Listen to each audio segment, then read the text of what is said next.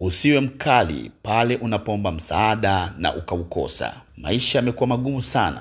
Ikiwa wewe umekosa, hata wengine wanakosa vile vile.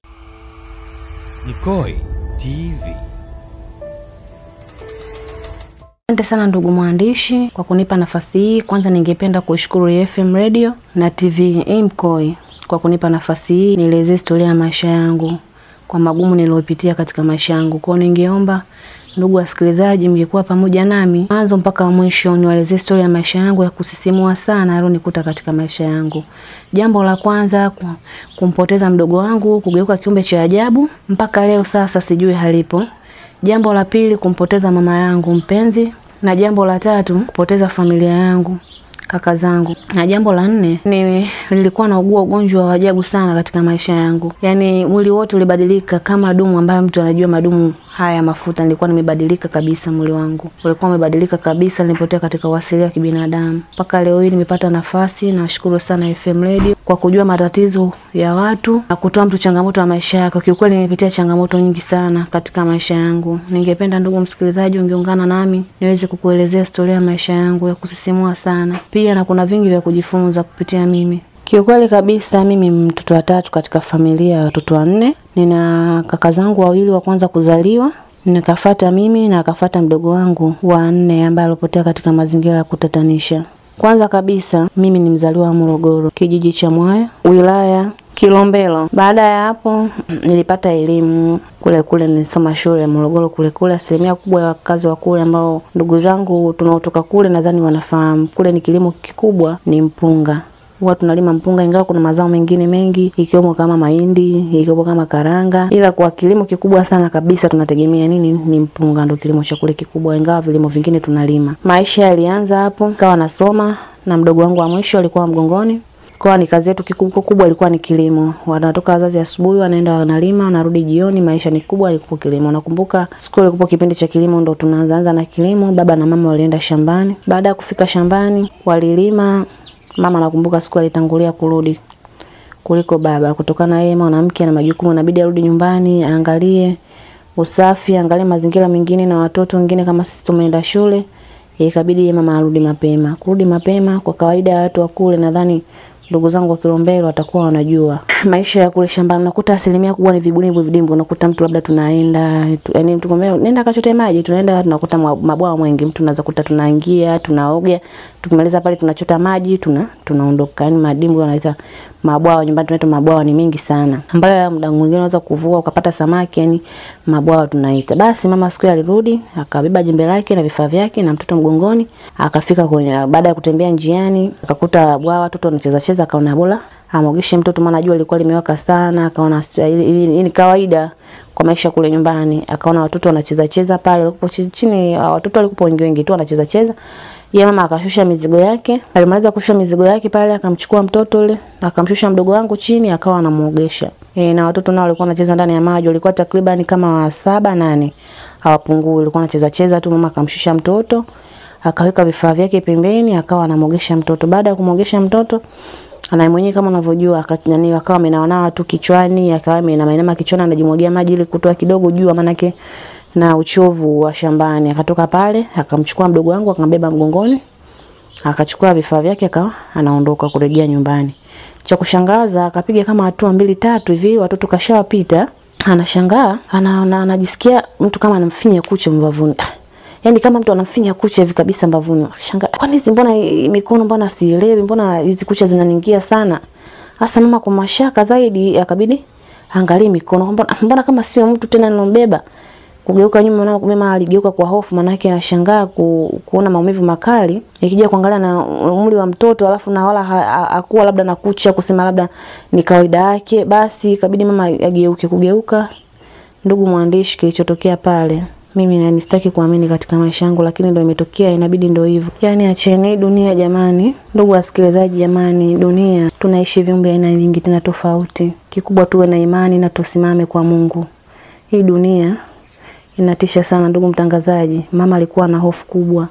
Akashangaa, mbona sielewi, kwani nimebeba nini? Mbona nimebeba mwanangu lakini mbona naona mabadiliko, kwani kuna kitu gani? Mama akabidi kwa hofu kubwa. Alistuka kwa hofu kubwa ili ageuke. Ndugu mwandishi, kilichotokea alichokiona mamangu, ndugu mwandishi, uchawi upo kweli duniani. Na anayesema uchawi hamna basi hujamgaja kutani mama alivyogeuka nyuma kitu kilichotokea. Alichokiona ndugu mwandishi. Wewe acha tu ndugu mwandishi. Akageuka nyuma kwa ujasiri. Baada ya kuingiwa na hofu kubwa mama, akashangaa nimebeba mtoto kuangalia humu pembeni mbavuni humu. Mbona vivi mkono kama vya paka au vya nyani, mbona sielewi yani mkono yani kama unasema yani mtu kabisa unajua kama mwanao unajua kabisa kwamba labda nimebeba mtoto na unajua kabisa wasilia wale mtoto akilo kitu ambacho mkibeba. Sasa akashangaa mbona kama sijabeba sasa mtoto? Kwani kuna kitu gani mgongoni kwangu? Ndugu mwandishi, mamangu akapatwa na hofu sana. Ikabidi sasa apate naniliu, yani akasema sasa ngoja. Yani basi tu Mungu alimpa tu ujasiri, akasema ngoja nigeuke. Akageuka kuja kuona hicho kiumbe ndugu mwandishi. Inasikitisha sana. Ikabidi mama kwa hofu kubwa sana, kwa uoga wa kutisha. Yani ni kitu ambacho cha ajabu, aliona kitu cha ajabu. Mtu sio mtu, nyani sio nyani.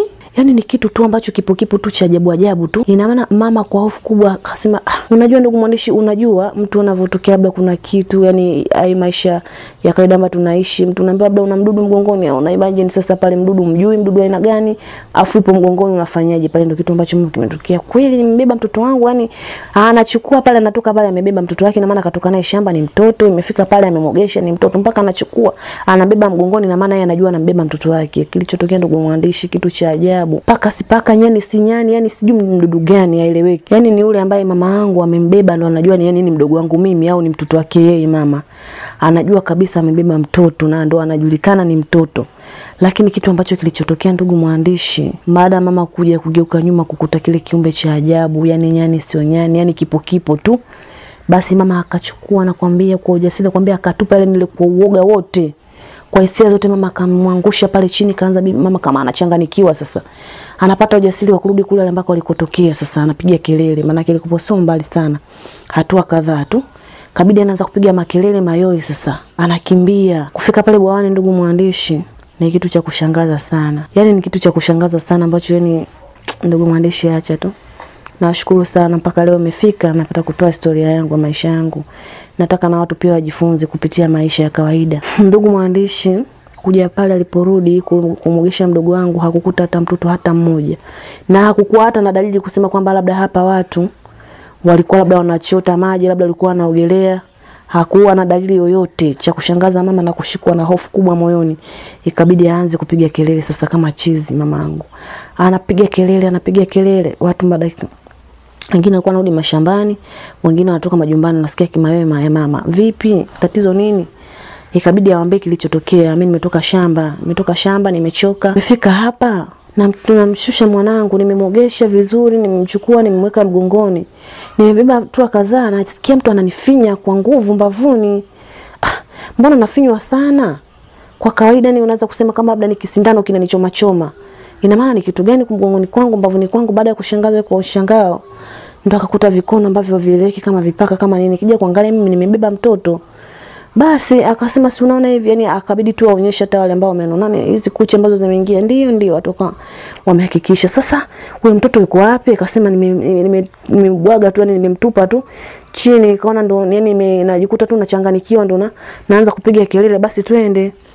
Kabidi ndugu mwandishi wachukuane pale ambao walokimbilia zile kelele, wakafika mpaka pale alipoacha mizigo yake mama. Manake nakumbuka mara nyingi sana kule sisi hata tukienda shambani nakuta mtu anatoka saa 11 kwa anakuwa anabeba labda kama kimelala kipolo cha ubwabwa. Ni kawaida mtu anakuwa anabeba na vyombo vyake, na maana anaenda shambani. Kifika muda kama asubuhi mtu anaendelea na kilimo, anakuwa anasikia njaa, anatoa chakula anakula. Hiyo ni kawaida sana nyumbani. Mtu yani kama unavotoka asubuhi na shambani mbali, uwezi ukaenda na njaa, lazima ubebe chakula chochote. Au kama utashinda kubeba chakula, basi unabeba chakula kikavu unaenda kupika shambani. Hiyo ni kawaida sana shambani kwetu Morogoro. Mtu anayejua kulima basi anajua hizo taratibu ni kitu cha kawaida tu.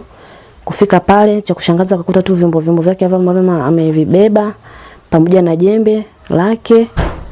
Ndio kitu ambacho vimekutwa pale. Kuja kuangalia kile kiumbe ambacho cha ajabu hakionekani, ndo ambaye mdogo wangu mimi kilichokuwa kiumbe cha ajabu. Ndugu mwandishi, cha kushangaza kule alipomogesha mtoto bwawani hakukuta mtoto. Anarudi tena huko ambacho kile kiumbe cha ajabu ambacho kilichomgeukia pia anarudi kule hakukiona. Ina maana tena pale mama kilichoendelea nikilio na kuchanganikiwa kwa sababu ni kitu cha ajabu sana. Kuna watu ambao walikuwa wanaongea lakini kijiji kwetu mambo yao ni kawaida sana, mambo yao ni yanatokea sana, lakini sasa hii mbona limekuwa kubwa sana kuliko. Basi ndugu mwandishi akasema jamani, ndio nakaieni kabisa, mimi inanishangaza kama katika mama kusimulia na kuanalia kwa uchungu, asiamini kile kilichotokea. Ikabidi anze kuambia, mwanangu nimetoka naye shambani, nimembeba, nimefika hapo nimemwogesha kabisa, na watoto nimewakuta wanacheza kweli, wanaogelea kweli. Kuna wazee ambao wengine wenye busara zao pale kijijini akasema hamna, inawezekana umeona vibaya tu kwa macho mengine. Kama unavyojua tena kijijini kuna wazee ambao kabisa wanajulikana, wazee hawa yani inakopo kuna wazee lazima wanakuepo hapo katika kijiji. Akasema wewe macho yako ndio likuonyesha watoto, lakini wale hawakuwa binadamu pengine. Basi mama ndo anazidi kuchanganikiwa pale, akaanza tena nanilio shida tena pale, nguvu akawa anaishiwa. Kilichofuata ndugu mwandishi, mamangu akachukuliwa akabebwa mpaka nyumbani. Kufika nyumbani ndugu na jamaa kushirikishwa, lakini na mimi kwa muda huo tena ndo nikawa nimerudi shule, ndo nikaja nikakuta hayo matatizo, nikaambiwa na baba tena naye ikabidi aitwe, maana yake tena baada ya kutukio hilo, na maana kila mtu tena ikabidi akusanyike pale wakishangaza tukio ambalo limetokea. Kasema dunia kweli ndio. Jamani ndugu wasikilizaji, naomba msikilize hadithi yangu kwa makini sana.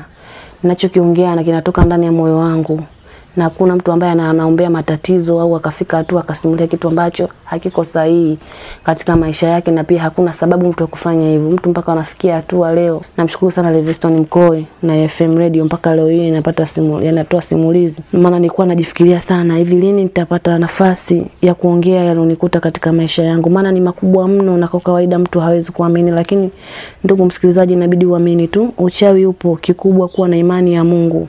Mungu ndo kila kitu katika dunia hii, tusijisahau, turudi kwa Mungu. Uchawi upo kweli, yani mambo yalonikuta katika maisha yangu ni makubwa sana, ni makubwa. Basi baada ya hapo ndugu mwandishi, kabidi sasa pale kilichofuata kutokana na hali ya mazingira hayo, kabidi sasa kila mtu weke yani awe na kuna utata, kuna hali fulani ya mshangao. Kuna wengi waliongea maneno, kuna wengi walisema hakupotea, ipo sehemu. Yani najua kila mmoja linapotokea jambo basi kila mmoja huongea na la kwake, kama mnavyojua kwa sisi watu wa Afrika, kinapotokea jambo msiba ndo kila mmoja anaongelea la kwake. Basi watu waliongea mengi.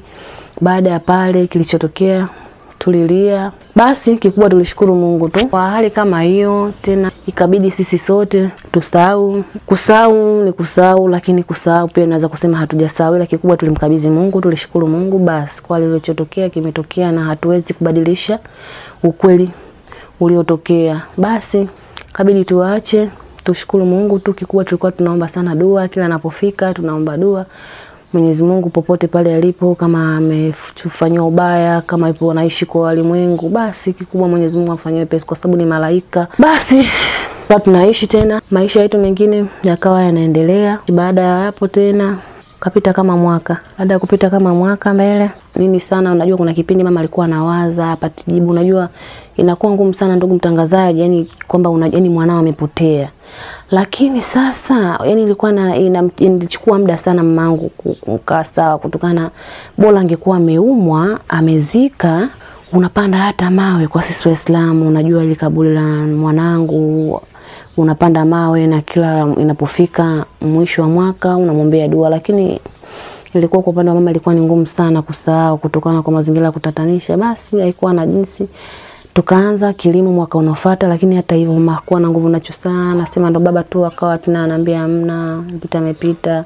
Kila jambo linalotokea lina sababu yake. Siku nakumbuka pia wakaenda shamba na baba na mamangu kama kawaida. Ilipofika muda wakawa wanalimalima. Sasa kawaida ya kule nyumbani mtu unakuta labda unakuta baba basi uendelea, maana yake anakuwa kuna zamu, basi anakuja hapa kwenye mti anachukua maji anakula. Kwa hiyo sio labda ndo ni wote basi napofika muda wa kula, hapana. Baada ya hapo baba alipomaliza kula kama amekunywa maji anaendelea, akachukua nini akamwambia basi, akamwambia mama basi mimi nishamaliza na bidi zamu yako nenda kale, sawa. Nakumbuka mama alikula. Baada ya kula akagima, maana yake kawaida kule mashambani kunakuwa hata na mti.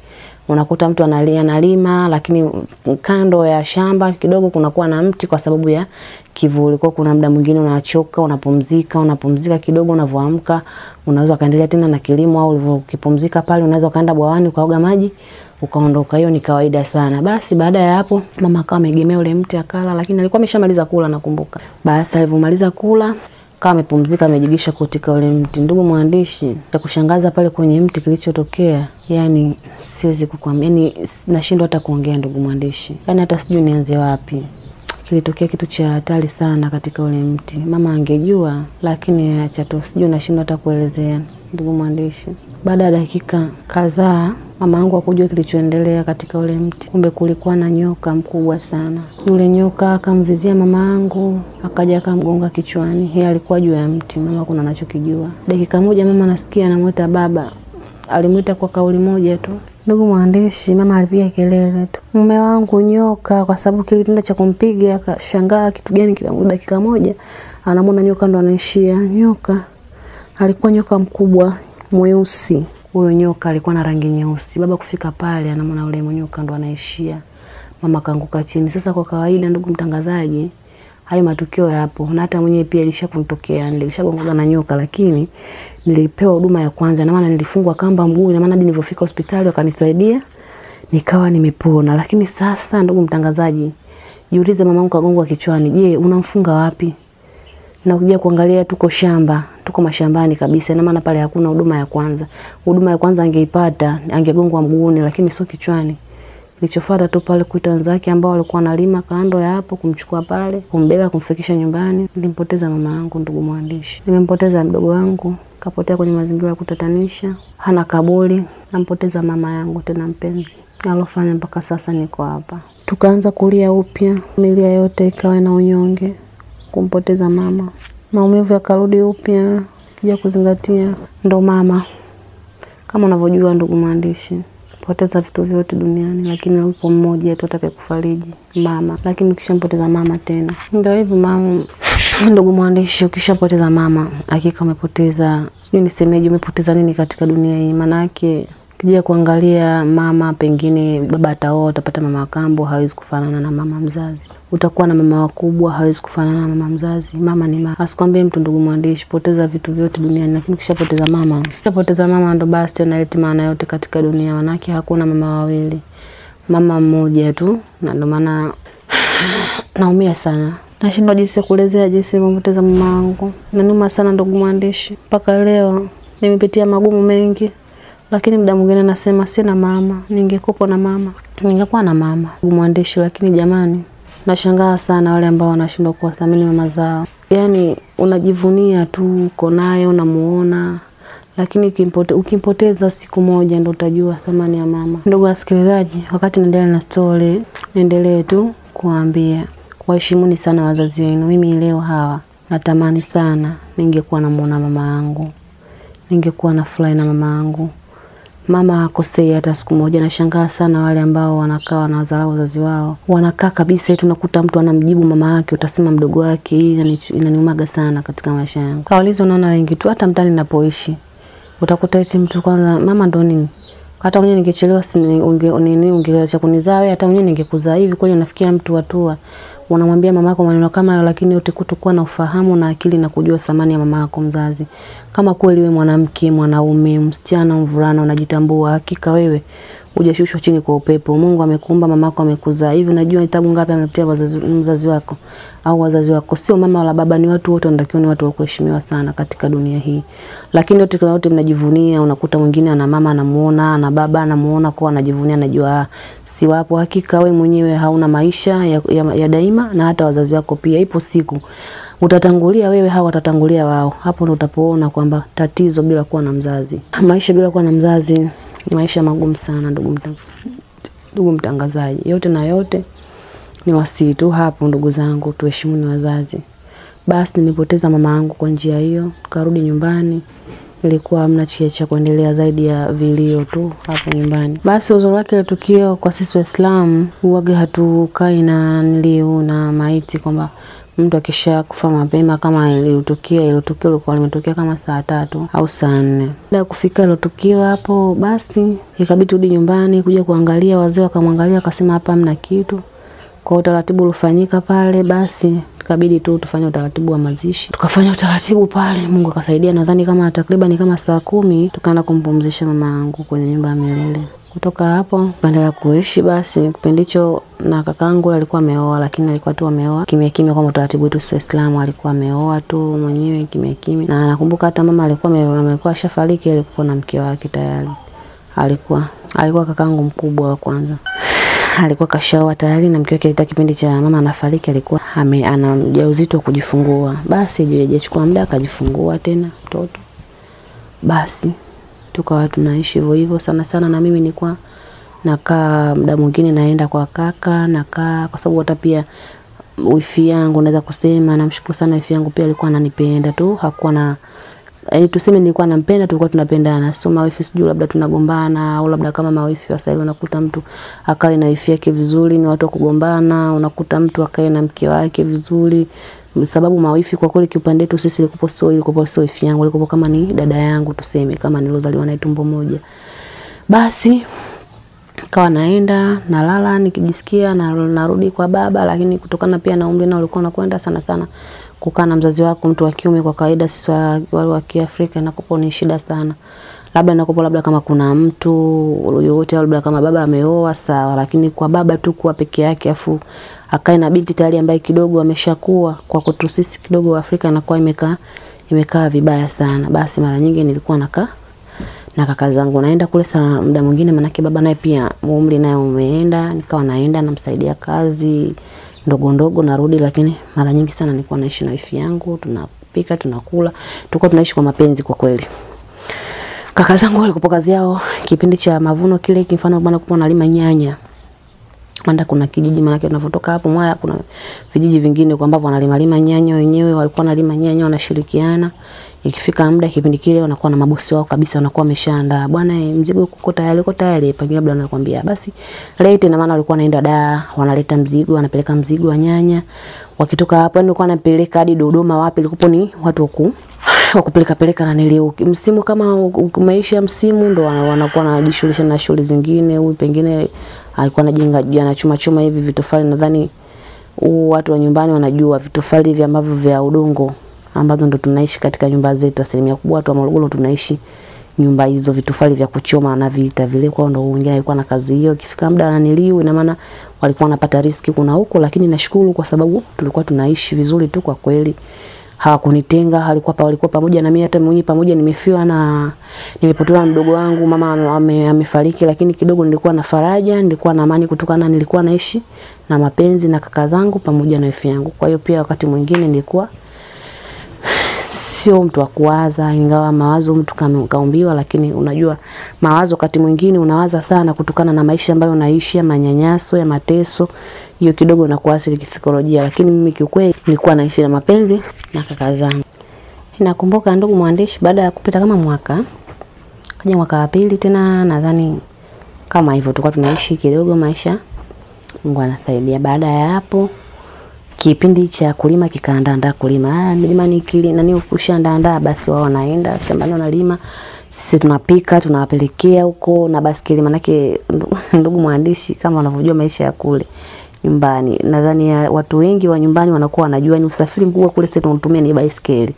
Unakuta mtu anaenda kwa umbali mrefu kwa kutumia baiskeli, mwingine hana baiskeli basi anakodi kwa hela ndogo tu. Unakuta mtu 500 1000 pengine labda anatoka hapa ambako pengine umbali anaweza kutoka mtu pengine hapa Tegeta mtu akaenda paka Ubungo kwa shilingi 500, au mtu anaweza kupitiliza paka Ubungo pengine akaenda mpaka Kariakoo, ina maana mtu akirudi 500. Yani ni hivyo namna mtu anaenda safari yote unaita. Basi tukafika pale, tukawa tunapata chakula, tunasaidia kutoa majani shambani, tunaweka wanaita mabiwi. Nadhani tunajua mabiwi ni kwamba unakusanya majani yale ambayo yamelimwa yamekakwa, mnaweka kwenye sehemu moja, mnayawasha moto, basi wanaendelea kilimo.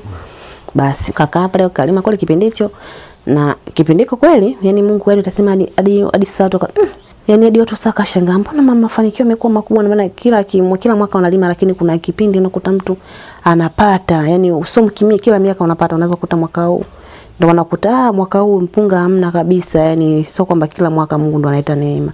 Unaweza kukuta mwaka huu umelima umepata, mwaka mwingine umelima umekosa, ingawa hujakosa moja kwa moja, lakini tofauti na vile ambavyo kilimo mtu ulichokizoea. Bwana mwaka jana nilipata mpunga, lakini unakuta siku hazifanani. Basi kwa tukawa tunanilio muda mwingine anakuwa ananituma wifi. Basi wewe nenda, mimi nabaki na mtoto kwa sababu yeye wifi analea. Basi mimi nachukua baskeli na weka chakula nyuma, nafunga na mpira, naenda kule. Kifika kule na wapa chakula, basi kumekuja basi usaidie na kazi. Basi nilikuwa ni kitu cha kawaida. Basi tunafanya kazi, tunacheka wenyewe, tunafurahi, tunaongea. Basi inabidi sasa nyanya zinawiva nini kutoa shambani, inabidi sasa ni jambo la kushirikiana kwa pamoja. Anakuta mtu kutwa mzima kutoka asubuhi tunaondoka na baiskeli tunaenda shambani, kwa sababu sisi tulikuwa tunatoka Mwaya mpaka bwawa la Chumvi. Kuna sehemu kuna bwawa la Chumvi ni hatua mbali kidogo, kwa ilikuwa ni ndani ni vijijini kabisa. Basi kwa tunatoka Mwaya, wakazi wa Morogoro nadhani wanakujua na kufahamu vizuri, tunaenda bwawa la Chumvi. Basi tukifika kule tunakusanya mazao, tunachukua nyanya tunarudisha. Tunachukua nyanya tunarudisha. Basi wakati mwingine ndo kama hivyo unakuta basi mtu anapigia simu tayari kwa mzigo shambani.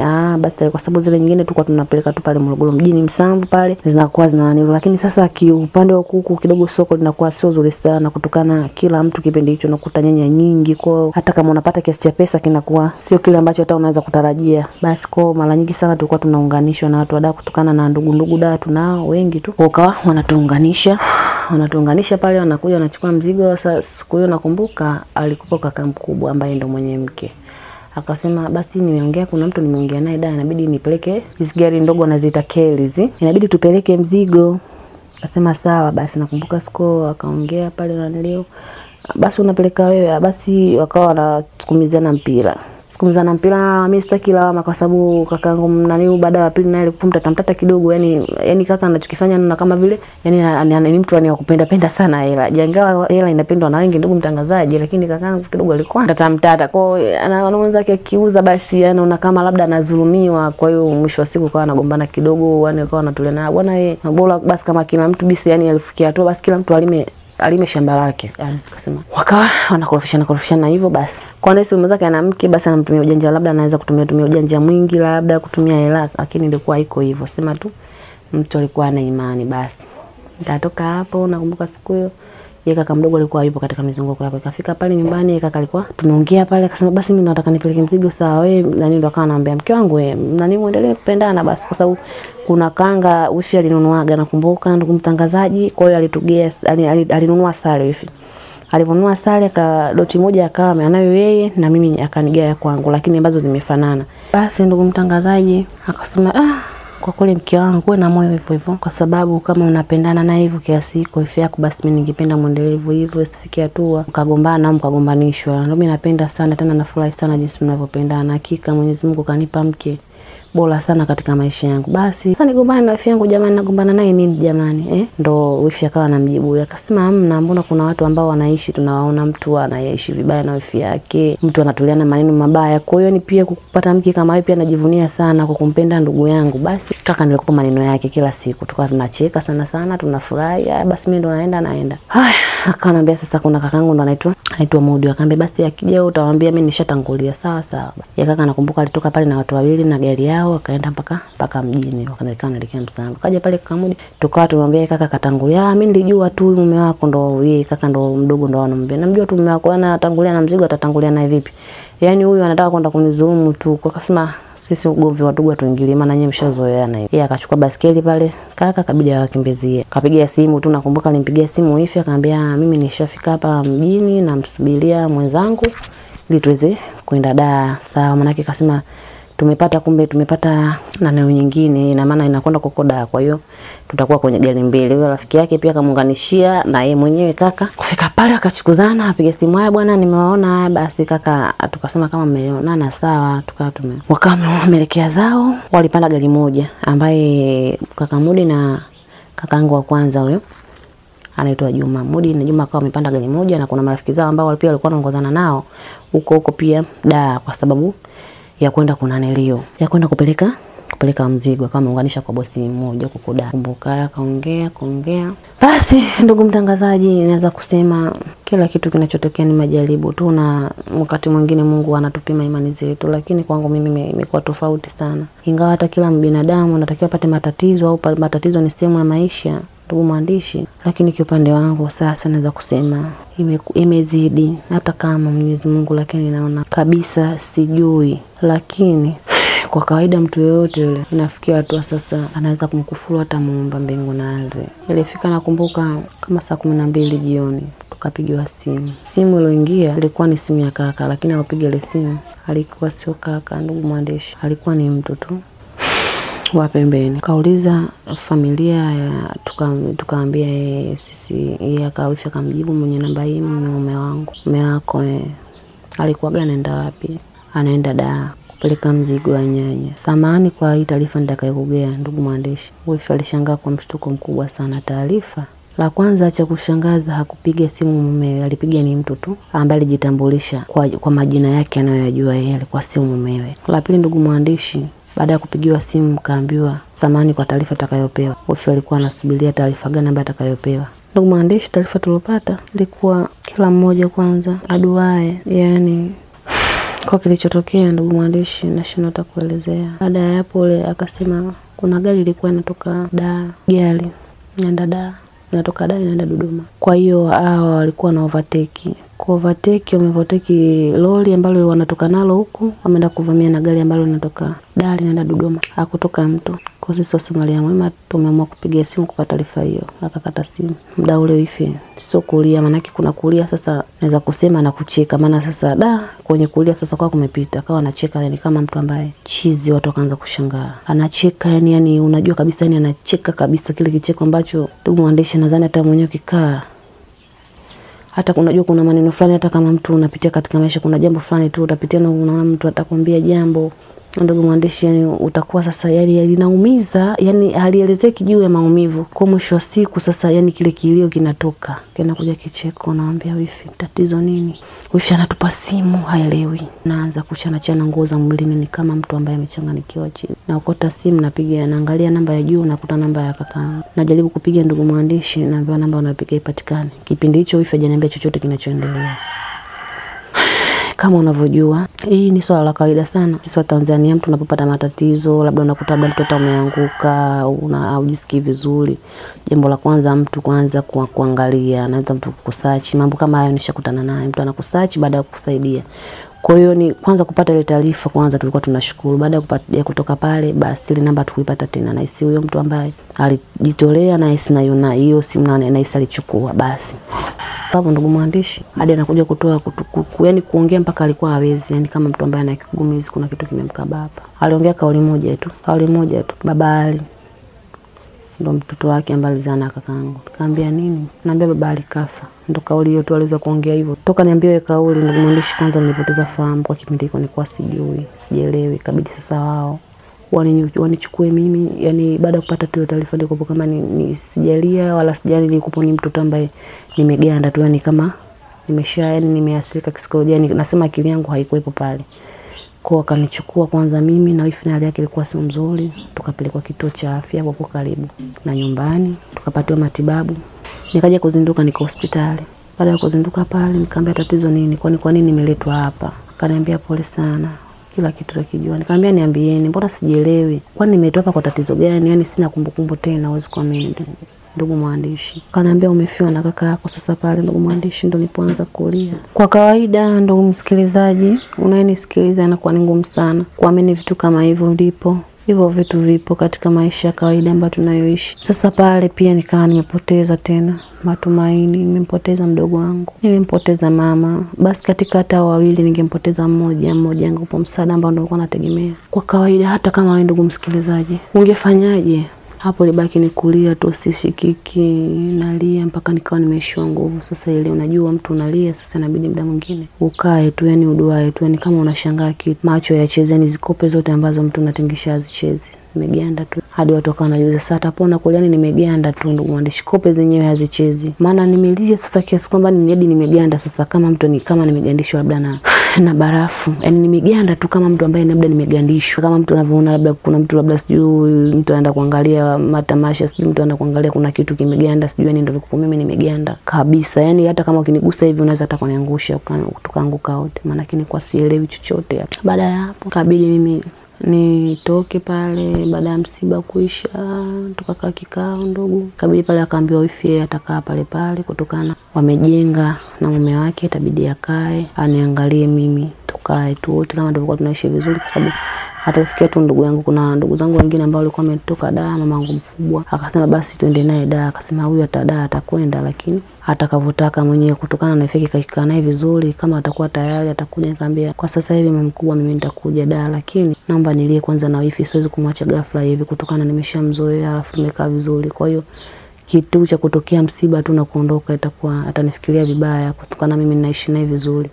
Sikatai kama sitakuja, na kutaka sana Dar na natamani siku moja nije. Nitakuja. Sasa unaangania huko, nadhani huyo kashakufa kaka yako, huyo nadhani utakaa naye kweli.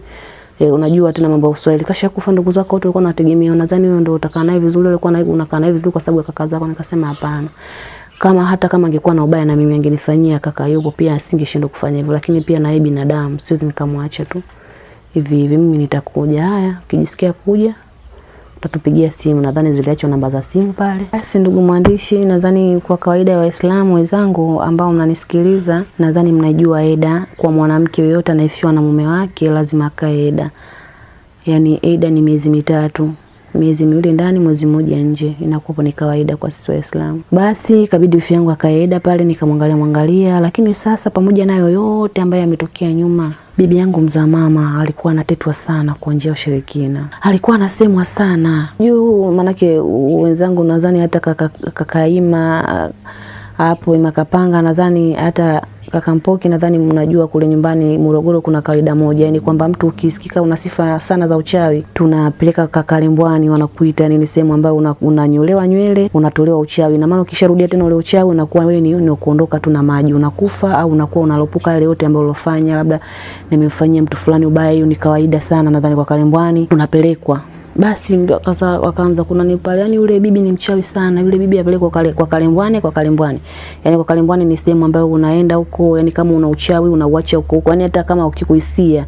Na hiyo kawaida tu, hata mtaani unaweza kukuta fulani bwana mchawi bwana, yule ana tabia uchawi. Na maana mtu kishakujua hivyo, yani unapelekwa kwa lazima, yani utaki usitaki unapelekwa kule, yani mradi tu roho mtu yake ilizike. Kishafika kule wanakunyoa nywele, anakuambia kabisa wewe bibi una uchawi, kwa hiyo tunakunyoa, ukisharudia unakufa au ndo kama hivyo unatokea unalopoka. Kwa hiyo sasa asilimia nyingi kubwa ni kule ndo akawa mtu akishanyolewa. Kwetu kule Morogoro yani wengi sana inatokea, na wale wanakuwa wanatembea kila kijiji, unakuta wanatoka Mahenge huko wapi, Matombo sijui wapi, yani wanakuwa wanatoka sehemu mbalimbali, wanapita kila kijiji, wanakupo kama ni watu ambao wale wanaweza kusema ananilio, wanapita kila kijiji wananyolewa, kama una uchawi unauacha, yani kila kitu ukisharudia tu basi ujue matatizo yanakuwa kwako. Basi mbona bibi yangu anamsema sana, tabia hiyo ilikuwa, yani ni muda mrefu tabia hiyo ilikuwa sifa hiyo anayo sana. Tena hata nakumbuka hata marehemu mama kuna siku alishakunidokeza, mwanangu nanilio maisha haya uchawi upo mwanangu, ila muombe Mungu sana. Nilikuwa ni mtu kumomba Mungu kila kitu ninachokifanya, basi uamshukuru sana Mungu, Mungu ndo kila kitu. Lakini mwanangu sio kwamba uchawi upo mwanangu, upo. Ndo ananiambia sasa mama, babangu kafa kama masiala,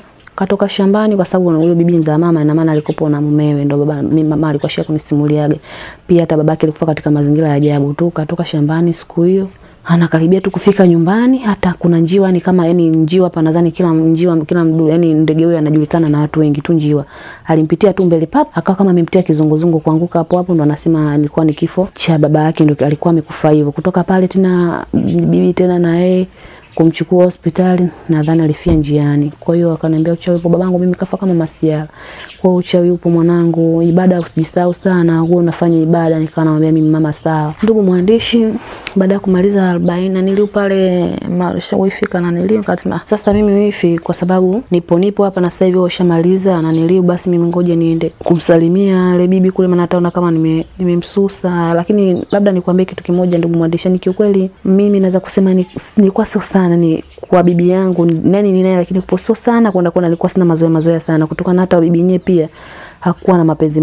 Hata wale kaka zangu walikuwa wanaenda, kuna kipindi wanamsaidia, wanaweza wakakaa mwezi wakamsaidia, lakini pia vile vile bibi yetu alikuwa hapo kama yani tuseme alikuwa na sijui kama ana kitu tu tuseme, alikuwa kama ana chuki fulani, kwa yani kusema kwamba labda wapende wajukuu zake kama bibi wengine wanavyofanya, wanataniana na wajukuu zao, wanacheza. Kwa bibi yetu sisi ilikuwa kidogo tofauti. Yani hadi mwenye kuwa nashangaa, hata mama mali mama kipindi kwa mzima ni mapenzi sana yule bibi, na tuseme yule bibi na mwanae alikuwa hana, ila mama alikuwa anajitahidi sana, alikuwa ikifika kila mwaka anamnunulia nguo, yani alikuwa anamtunza tu, lakini yeye alikuwa sio sana. Nani mwanae alikuwa anampenda, ni mwanae wadaa, yani uko mbali lakini alikuwa anampenda, na alikuwa hata msaidia kwa lolote, ambao yule karibu alikuwa anamsaidia ndio alikuwa anamuona kaida tu, na ndio maana hata sisi pia tulivyozaliwa jukuu zake pia naweza sikusema sio sana.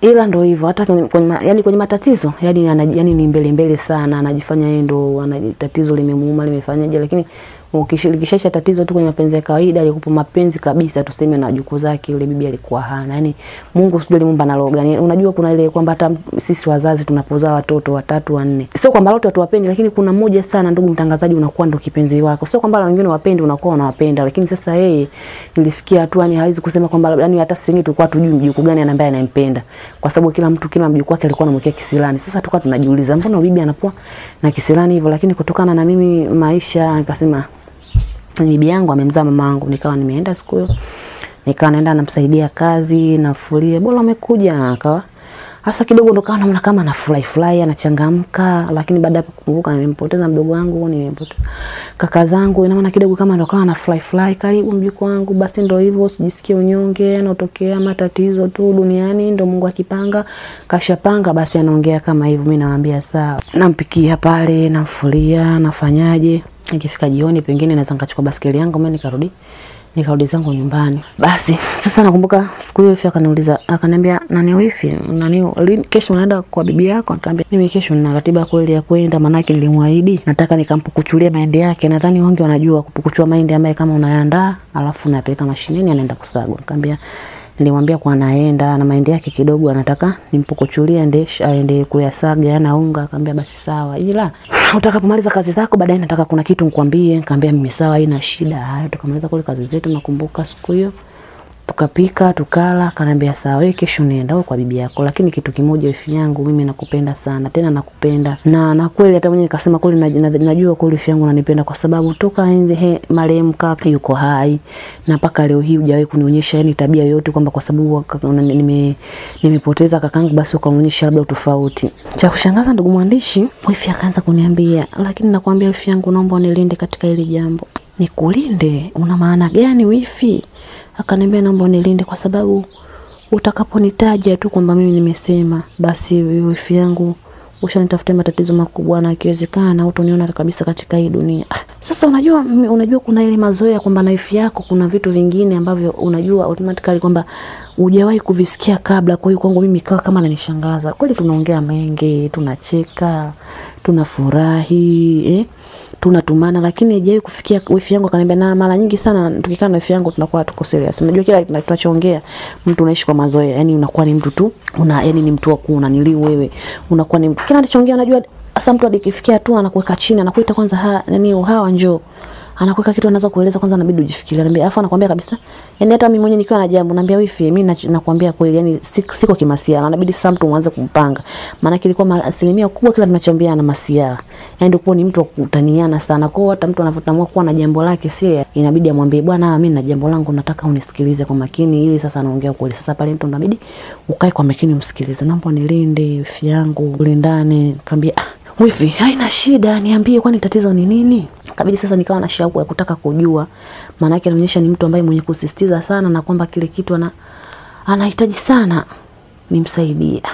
Vipi? Akaniambia kesho nenda kwa bibi yako, akitaka kupika mpikie, akitaka kumfulia wewe mfulie, akitaka kuosha vyombo umoshe vyombo, hayo mahindi wewe mpukuchulie, yani ufanya kazi zote, lakini kuna kazi moja tu itakiwe wewe ufanye. Sababu kama na mshangao, kazi moja?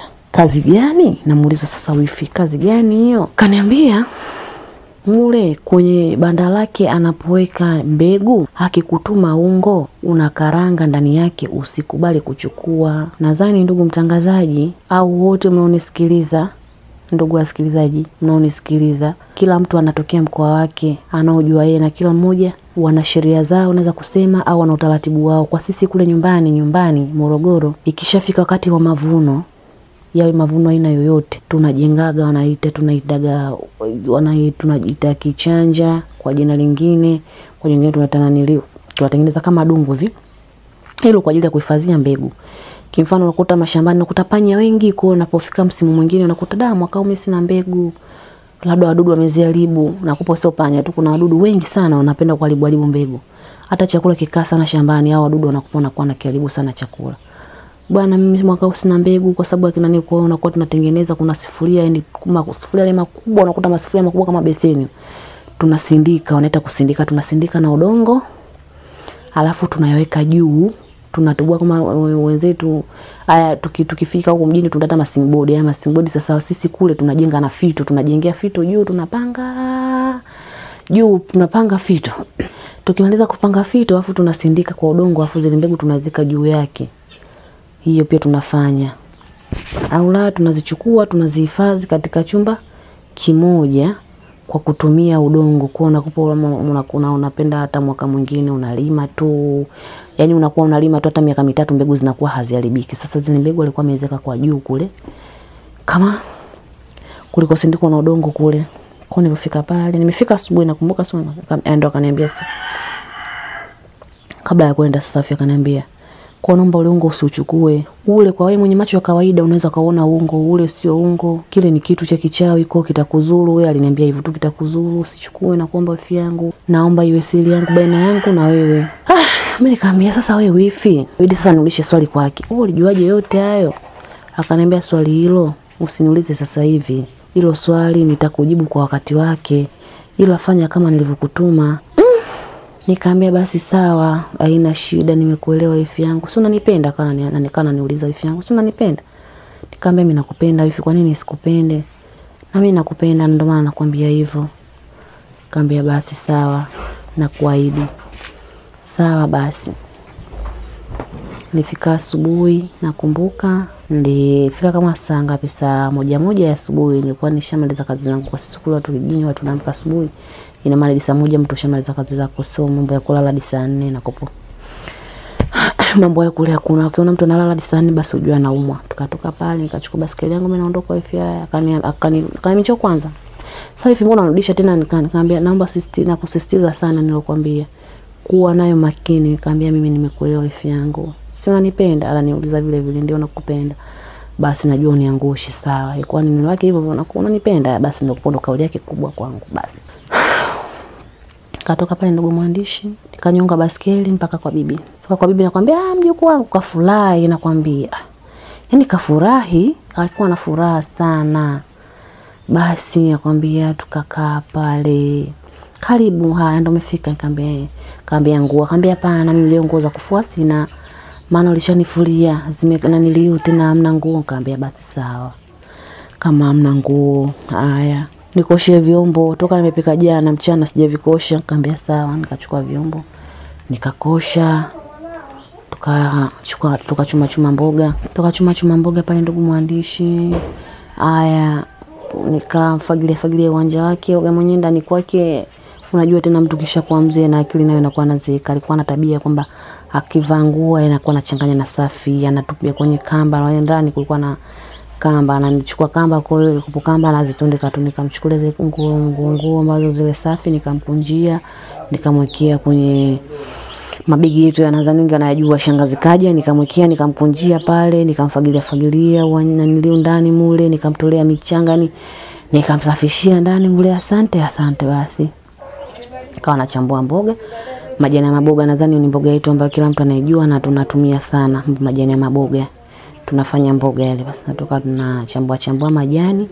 Nilipomaliza kuchambua majani basi ndo mwandishi tukawa tunaendelea kuchambua mboga. Haya vipi uko wifi yako? Nikamwambia wifi ya jambo. Na mwanae? Nikamwambia mwanae jambo, wote sisi wazima. Haya anasemaje wifi yako? Ana maneno gani? Nikamwambia wifi ana maneno gani? Yupo tu. Haya hana jipya lakini hakuna salamu yote alokupa. Nikamwambia salamu alionipa yote, hakuna salamu yote alionipa. Basi kama hivyo haya. Mimi ndo sasa hivi ndo kama unavyoniona mambo yangu mengi sasa hivi, tena kuja tena kuwakagua huko kuwaona na kwa siwezi. Nikamwambia wewe usijali, sisi tutakuwa tunakuja tunakuangalia. Nashukuru kama hivyo. Nakwambia aloza kaza. Nikamwambia sawa aloza kaza. Kaambia haya bibi. Basi tukatuna nilio pale tumemaliza kuchambua mboga. Akaniambia haya unapika au nipike? Ngambia mimi sitaki kupikiwa na wazee. Mimi tena ndo namtania bibi, mimi sitaki kupikiwa na wazee. Kwani ndo wazee waje kupika? Ngambia wazee sitaki kupikiwa. Maana vyakula vyao vinakuwa sio vizuri, huku natema mate huku napika. Basi akawa anacheka, wewe mjeuli kweli. Nikamwambia rasa mjeuli, mimi sitaki tu. Basi nikamwambia tunacheka pale masihara, mwenyewe bibi yangu kafurahi. Basi wenyewe ndugu mwandishi tukawa tunapiga story. Baada ya hapo akaniambia basi hiyo mboga unaiungia nini? Nikamwambia mboga unataka niungie nini? Nikamwambia kachukue karanga. Nikamwambia karanga zinanoga. Nikamwambia naambia msabi karanga inanoga kweli tena na karanga kwa sababu ni kawaida. Nadhani kwa kiungo ni kila mtu anakitumia. Huo yani asilimia kubwa mtu labda usijue tu, lakini iko karanga ichagui sijui mkoa fulani, ingawa asilimia kubwa baadhi ya mikoa ndio inakuwa kiungio kikubwa, lakini iko kiungio nakuta tu kwamba kila mtu sasa hivi imekuwa ni anaungia ukitaka mwenyewe karanga. Maana yake unakuta mikoa mingine nazi hakuna, kwa kiungio kikubwa kinakuwa karanga. Hata sisi wengine mara nyingine kama mimi binafsi napenda kuongea karanga. Huwa nikikosa nazi, mafuta na kwa sio mpenzi sana mafuta. Yaani bora mboga yangu niipike mchemsho, yani chukuchuku, kuliko kutiatia mafuta na kwa sipendi. Sijazoea ile hali ya maisha hayo kupikia mboga mafuta. Kwa kama mboga ukiona naniliu basi unatia tu nyanya, kitunguu chako, utamunga samaki wako, unakula safi kabisa. Basi kaniambia kachukue karanga ziko ndani kule, ndo ananielekeza ziko ndani juu ya ungo. Kaambia bibi mwenzangu hizo karanga kachukue mwenyewe. Haya, wewe mtoto mjeuli. Nikamwambia ujeli wangu nini bibi, wewe nenda kachukue tu, mimi hapa napika.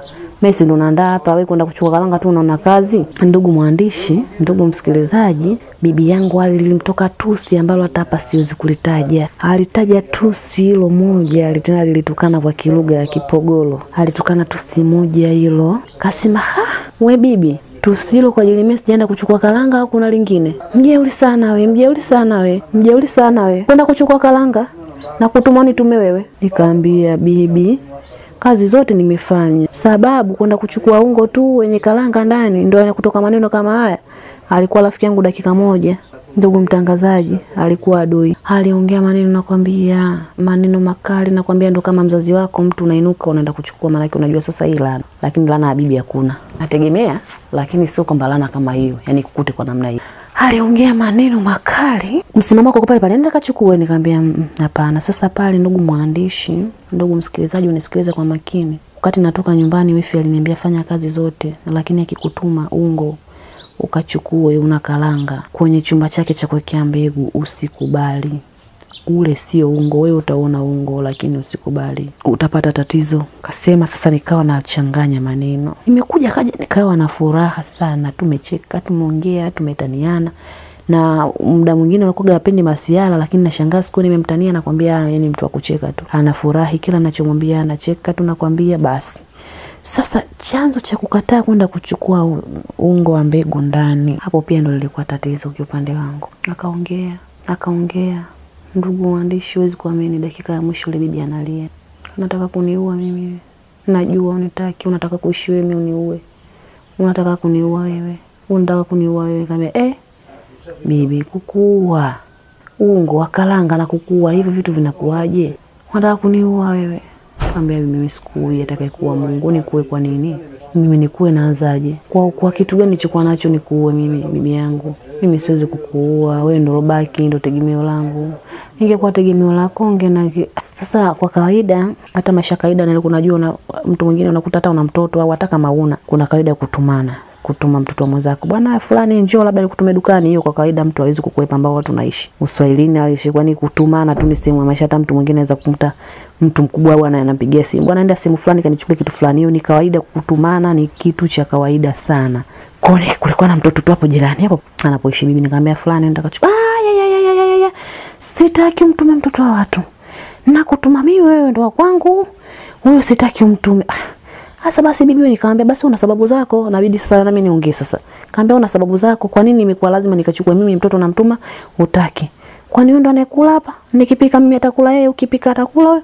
Wewe unakula na bidii ukachukue. Akasema kumbe. Akasema asante wifi. Asa mimi kwa kawaida yangu ndugu msikilizaji, hata marehemu mama yangu alivyokuwa hai, ana kawaida kwamba labda ninakosea jambo akianza kunisema, unajua ile mzazi anakusema, mimi huaga na simjibu kwanza. Jambo la kwanza nakuaga simjibu. Jambo la pili huaga nachukua uamuzi wa kuondoka. Naweza kanaenda hata nikacheza tu huko. Najua mama sasa hivi sera zake zimeisha, narudi mama, nisamee kweli mwanzo ulikuwa unanisema nimekosea hivi na hivi.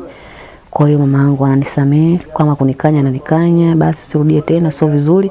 Hiyo ni kawaida yangu, huaga ndo huaga nafanyaga hivyo. Sasa niliona yule bibi anaanza kuongea sana, kwa nini kisha kuwa shida, mimi ngoja niondoke zangu. Sasa pale pozi lote la kupika likawa limenisha ndugu mwandishi, nikainuka nikawa naondoka zangu. Ondoka zangu nasikia ile bibi aliinuka. Kwa sababu siwezi kusema nilimuona, wakati menisha sogea kidogo tu akainuka akaenda kuchukua ungo. Dakika mbili anasema majirani ndo waliomuona walokimbilia, alienda kuchukua ule ungo. Kapanda, kuna sehemu kapanda huko ndani, kuna vitu tu ameviweka. Akapanda kwenda kufikia ule ungo, akateleza kuanguka, akafikia huko kichogoni, yani kama akawa amepasuka kidogo karibu na sehemu hii ya shingo kuja hapa kwenye maeneo ya kichogo. Kuanguka chini pa. Sasa cha kushangaza ndugu mwandishi, siku ule, yani kwa kule ambako bibi yangu alipokuwa ni yani Mungu ndani kwa hujatiwa floor. Angala kusema hata kumetiwa floor kidogo au labda asili ya mawe. Nadhani wengi wanakujua asili ya nyumbani kwetu ni udongo. Kule unakuwa ni udongo. Kafikia kwenye udongo ndugu mwandishi, kweli ndo upasuke kichwani. Akaanza kutoka damu puani na mdomoni. Dakika mbili anambia alikuwa na mjukuu wake, mkimbilieni. Basi pale nikakimbiliwa nikakutwa kidogo niko kando hatua. Akaniambia nikamwambia vipi? Rudi kwanza alikotoka. Akamwambia rudi, kuna nini? Kuna tatizo. Tatizo gani? Tatizo dakika moja tukamwambia rudi. Fika pale nakuta majirani wawili watatu pale, na kuna wengine ndo wanapiga kelele, jamani msaada. Fika pale kutoka ndani kuingia ndani, wakakuta ile bibi yake mbaya kutoa nje pale, kabidi damu zinamtoka masikioni, puani, kabidi akimbie. Sasa mtoto atumwe akaende kumuita wifi sehemu ambapo tunaikaa. Kanyonga basikeli mpaka kuitwa kule mpaka kuja wifi, nadhani nao mdaka wanaenda. Watu wakaja kumwangalia watu pale kawa alikata kauli na maanisha tena alikuwa ameshafariki. Hapo ndugu mtangazaji, watu wakaanza kushangaa. Mbona mazingira alofariki wa kupasuka kichwa kweli, yani kila mmoja kidogo akawa anaongea la kwake. Baada ya hapo ndugu mtangazaji, akabidi aje serikali wa kijiji pale, akaja akaangalia maaskari, wakaja akachukua habari kwa pale alichokipata kwamba kuna sehemu ameanguka. Basi tuka pale tena ikawa kifo. Kwa kweli ndugu mtangazaji, nashinda hata kuelezea, lakini jamani ndugu zangu ambao mnaonisikiliza, nisikilize kwa makini sana. Mtu yote anasema uchawi hamna, ni muongo na simwamini. Katika maisha yangu mimi ninasema hivyo, yamenikuta na uchawi upo na nauamini. Ina maana kumbe ule ungo ulikopo kwa, yani kama sijafa mimi basi ilikuwa afe mwenyewe. Ina maana ilikuwa ni muda wake wenyewe, wanasema walikuwa wanaita kwa sisi watu Waswahili tumekulia tunaita kikoa, yani kumtoa mtu kikoa ni mtu ambaye kama vile kama tunasema hata upatu. Ina maana upatu unavocheza mchezo, ina maana kuna wakati unapokea wewe, inabidi wewe pia utoe atoke mwingine, yani ndio inavyokuwa hivyo. Kwa hiyo huwezi kusema kwamba labda ukishapokea wewe ndio ikawa basi, hapana. Inabidi wamalizie wote kwa pesa watolee, ili na wao wapate kutoka kama walivyotoka wewe na pesa zako. Ndio ilivyokuwa kwa bibi yangu. Na maana kumbe alikula vya watu, ilikuwa ni zamu yake. Sasa naye muda wa kutoa umefika, na ndio ilikuwa nitoke mimi. Kwa baada ya mimi akaambia kabisa, kama huwezi kumtoa mjukuu wako basi wewe ndio utakuacha na nilio. Basi muda pale tena wifi akanita pembeni ikiwa nimeduaa, nimezubaa, yani nikasema hivi Mungu ananipenda kiasi gani? Ina maana mimi kumbe ule ungo ningechukua ndio ingekuwa ndo chanzo cha kifo changu. Yani niliwaza mengi sana, na maana kumbe mimi ningekufa leo. Kwa kweli kama nilimshukuru sana wifi, lakini bila kumsahau Mungu. Nikasema Mungu ndo alikuongoza mpaka mimi leo hii umenunusuru. Akasema umeona sasa bibi yako pale, yani bibi yako pale hayupo, kashatoka zamani. Bibi yako yupo kashachukuliwa. Ina maana ndo atakuachia mali leo yao. Tupitisha msiba ndo sasa hivi akaniambia, unadhani bibi yako amezikwa pale? Ni pale tujazika pale, tumezika kini macho tu. Wewe una macho? Ndo ananiambia mimi una macho uone. Lakini pale tumezika kini macho tu, lakini yule nakwambia leo analiwa yule. Lakini ndugu mwandishi, naweza kusema ikuniuma sana kusema kweli. Yani nimesema muda mwingine nilikuwa nimekaa tu nimemshukuru Mungu, kwa sababu nikawa najifikiria kumbe alikuwa amekusudia ubaya. Na maana kumbe mimi ndo ningekufa. Ina maana kumbe kama ningeliwa nyama ndo ningeliwa mimi. Kwa kweli haikuniuma. Nilishukuru tu basi, msiba ukapita pale. Kumbe ndugu mwandishi, hata wifi yangu pia alikuwa na mambo hayo. Yani naweza kusema ushirikina, kwa sababu nilifikia hatua nikajiuliza, alijuaje kama bibi ule ungo ulikuwa si ungo? Jambo la kwanza, alijuaje kama bibi mimi anataka kuniua? alijuaje pale kama yule bibi anataka kuani analiwa nyama usiku pale ametikini macho. Lakini yote na yote kwamba hakuwahi kunifanyia ubaya. Nilimshukuru kwa hilo, kwa kuniokoa maisha yangu. Kwa muda mwingine nikawa nasema hata kama kweli alikuwa na ubaya, labda alikuwa mbaya, labda mchawi naweza kusema, au labda kama mwenzangu alijaliwa ni kwamba alikuwa na kinga, ndio tunasema kama alikuwa mtu mzito, kwamba ni mtu ambaye anayajua mambo hayo, labda anayaona. Mimi sina uwezo huo kutokana sina kinga yoyote, sina chochote mwilini wangu cha kufanya, yani cha kuona kwamba huyu ni mtu au huyu sio mtu, labda huyu ni amekufa au amekufa, labda yote na heri nishukuru tu kwamba amenisaidia hata kama mbaya, lakini nashukuru mimi hakuwahi kunifanyia ubaya. Baada ya hapo kabidi mimi niondoke na wifi. Kuondoka na wifi, tumefika nyumbani. Nakumbuka sababu ndo wifi nikaanza kumwambia, bwana wifi, mimi naomba tu mimi niende, naomba mpigie mama mkubwa wadaa ili mimi niende, kwa sababu hata wenyewe pia walinanilio mama mkubwa sema mimi kwenye msiba siwahi, alipofariki bibi siwahi, mimi nitakuja 40. Mama yake huyo ndo ambaye mtu ambaye alikuwa anampenda, akasema haya basi sawa. Basi kwa kilichofuata pale nikaongea naye, kaambia basi mimi nataka kuja hivi na hivi.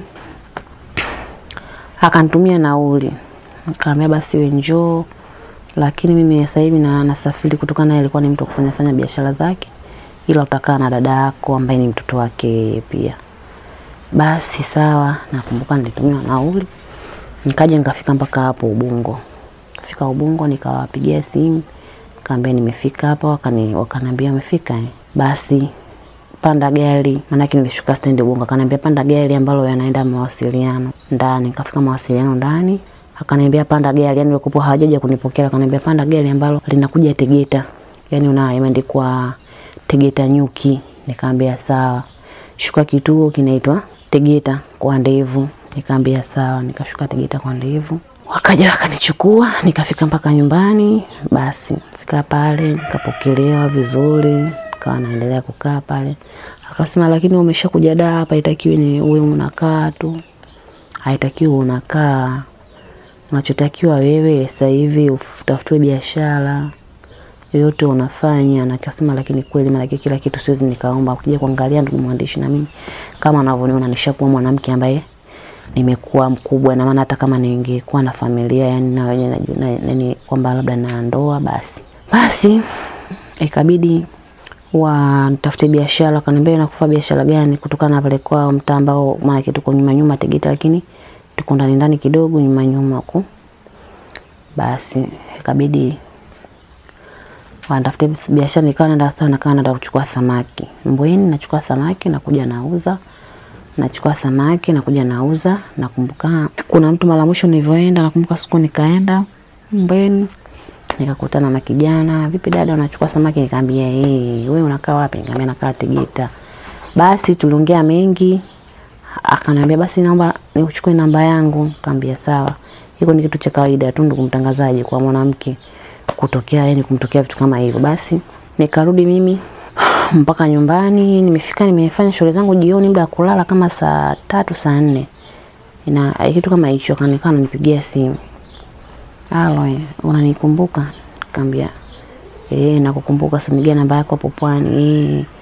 Vipi kwani hapa unapokaa? Nikamwambia mimi nakaa kwa mamangu mkubwa. Sawa, vipi lakini ukipata mchumba, yani najua hata na hizo soga za wanaume, ukipata mchumba unaweza kuolewa? Naambia naweza kuolewa, kikubwa tu nipate mwanaume ambaye anahitaji kweli kuoa. Basi nahitaji kuolewa, kwa nini sikubali kuolewa? Basi mimi nilikuwa nahitaji mke wangu. Kaambia mke wako kaambia ina shida, swala la kuwa mke wako ina shida, ila kikubwa tu ufuate sheria zetu za dini. Nadhani kama mnavyojua asilimia kubwa tunafanya tunajitoa kile tu, lakini asilimia kubwa ya Waislamu tunajua sheria ya dini kwamba mwanaume unapokutana naye sio ndo umekutana naye leo sijui mnaanza kufanya hayo mambo yenu, mwisho wa siku ndo mtuliane barua muoane. Hapana, ila Mwenyezi Mungu hajaagiza hivyo. Kaagiza watu waoane ndivyo wafanye mambo mengine, kwa sababu huwezi kufanya dhina alafu sasa ukaa umeolewa. Hapana, mwanaume anayekuhitaji kweli hawezi kuomba ngono mpaka pale atapofikia anakuita mkeo. Basi hakuwa na kipingamizi, akasema mimi sihitaji kukuchezea na wala siko huko. Sema sawa. Na kweli ndugu mwandishi alionyesha msimamo, alikuwa ni Mzanzibari huyo kijana. Akaja katoa barua kwa kawaida ya Islam, tukasoma, tukamrudishia majibu kwamba inatakiwa mali kiasi fulani, na kweli akaja akatoa mahali, tukapanga ndoa. Nakumbuka ndoa nilifunga 2017, ilikuwa tarehe 5. Basi baada ya hapo sasa baada ya kunioa ikabidi nipeleke Zanzibar. Nikawa naenda kuishi Zanzibar. Ndugu mtangazaji, kiupande wangu naweza kusema ikawa ni changamoto nyingine ya maisha yangu. Kwa sababu kiupande wa wenzetu watu wasemi kwa ubaya, lakini wana ubaguzi. Mpaka leo naweza kusema ndugu mwandishi, ambavyo mimi naongea na wewe, ubaguzi wenzetu wanao. Zanzibar wakija tunawapokea kwa amani, tunawakaribisha kwa upendo, tunawaona watu. Lakini kitendo cha kufika kwao, basi sisi ni watu wa kudharaulika sana. Kwa sababu nakumbuka toka nilivyolewa, kwa sababu yeye mwenyewe sema mimi nakuwa kwa mapenzi yangu, lakini wazazi wangu mimi hawataki nioe wanataka nioe kwetu, na mimi siwezi kuwa kwetu. Maana mtu unapopenda ndo hapo mtu hizo kapangiwa kwa sehemu fulani. Mtu unapopenda moyo wako ndo hapo kwa sababu wenzetu wao ni watu wa kukaa, unakuta familia moja. Hivyo vitu vipo Zanzibar, unakuta mtoto wa mjomba, mtoto wa shangazi, mtoto wa baba mdogo, sijui mtoto wa kaka, yani unakuta sehemu moja ni ndugu wote. Ina maana hapo wote wanaishi ndugu. Kwa unachotegemea ni nini? Kwa nikawa ni matusi tu. Sijui katoka hapa kaenda kwa bara, kaenda kwa Walinyamwezi, kwa sababu wote tukitoka kitendo waeni watu ni wenzangu. Ndugu zangu watangazaji, wasikilizaji, ndugu mtangazaji, unajua sisi Tanzania tuna upendo sana. Yani tuna upendo mkubwa sana, na Mungu aendelee kutuweka hivi. Unajua sisi hatuna ubaguzi. Ina maana mtu kama mimi kimfano nitakuuliza tu, ndugu mtangazaji, wewe mtu wa wapi? Labda unaweza kuniambia mimi mtu wa Dodoma, labda mimi mtu wa Kigoma, mimi mtu wa Mwanza, mimi mtu wa Arusha. Unaona, labda mimi mtu sijui Mtwara, yani mtu anaweza anataja tu mkoa alikotokea. Lakini tukishafika hapa yani tunajikuta sisi wote ni wamoja. Hatuna ule ubaguzi kusema kwa sababu umetoka Mtwara basi yani tuna ubaguzi wa kukuweka pembeni. Lakini tabia hiyo wenzetu wanayo, yani kwamba mtu kishatoka tukifika kule unaonekana kama mtu fulani yani unadharaulika, yani unakupo kama hauna sehemu ya utu. Ameenda kwa bara, watu wa bara watembea uchi, kwa mtu anavyojua kwamba labda mtu akimwona huko amevaa kimini, amevaa suruali, kwa anategemea kwamba yani sisi wote ndo mavazi yetu. Wakati kuna mtu ambaye kuna mwingine anajistiri, yani anapenda tu maisha yake kwamba yeye hajistiri katika maisha yake, na kuna mwingine ambaye yeye ndo kama wanavyosema mtu akimwona kavaa kimini anatembea, sijui akiona mtu kavaa suruali ndo anachukulia kwa yule anavaa suruali, wakija kudaa watu wanavaa suruali, hawajistiri, wanajua basi wanategemea wote sisi ndo. Hakuna hiyo, ni kila mmoja na malezi yake na kila mmoja na mapenzi yake. Na hivyo mtu unaweza kukuta kavaa kimini akawa na heshima pia vile, na mtu unaweza kuvaa nguo akaona kama ndo mwanamke amejistiri, amevaa nguo ndefu, kumbe akawa hana heshima, ikawa ni ya mambo anafanya ni ya ovyo. Kwa hiyo wenzetu wamejiwekea kwamba labda tunavovaa mavazi yetu ya kuonyesha miili yetu kwamba ni wote ambao ndo tunafanya hivyo. Kaenda kwa bara, kaenda kwa Mnyamwezi, yani tukifika kule sisi tunaitwa Wanyamwezi. Haijalishi umetoka Mtwara, umetoka sijui na wapi Mwanza, sijui umetoka sijui yani wapi, sijui Arusha, sijui umetoka yani naweza kusema sehemu yoyote yani uliotokea kwamba mkoa. Lakini ukishafika kule Zanzibar wanatabia kuita sisi Wanyamwezi, yani wote naofika sisi kule Wanyamwezi.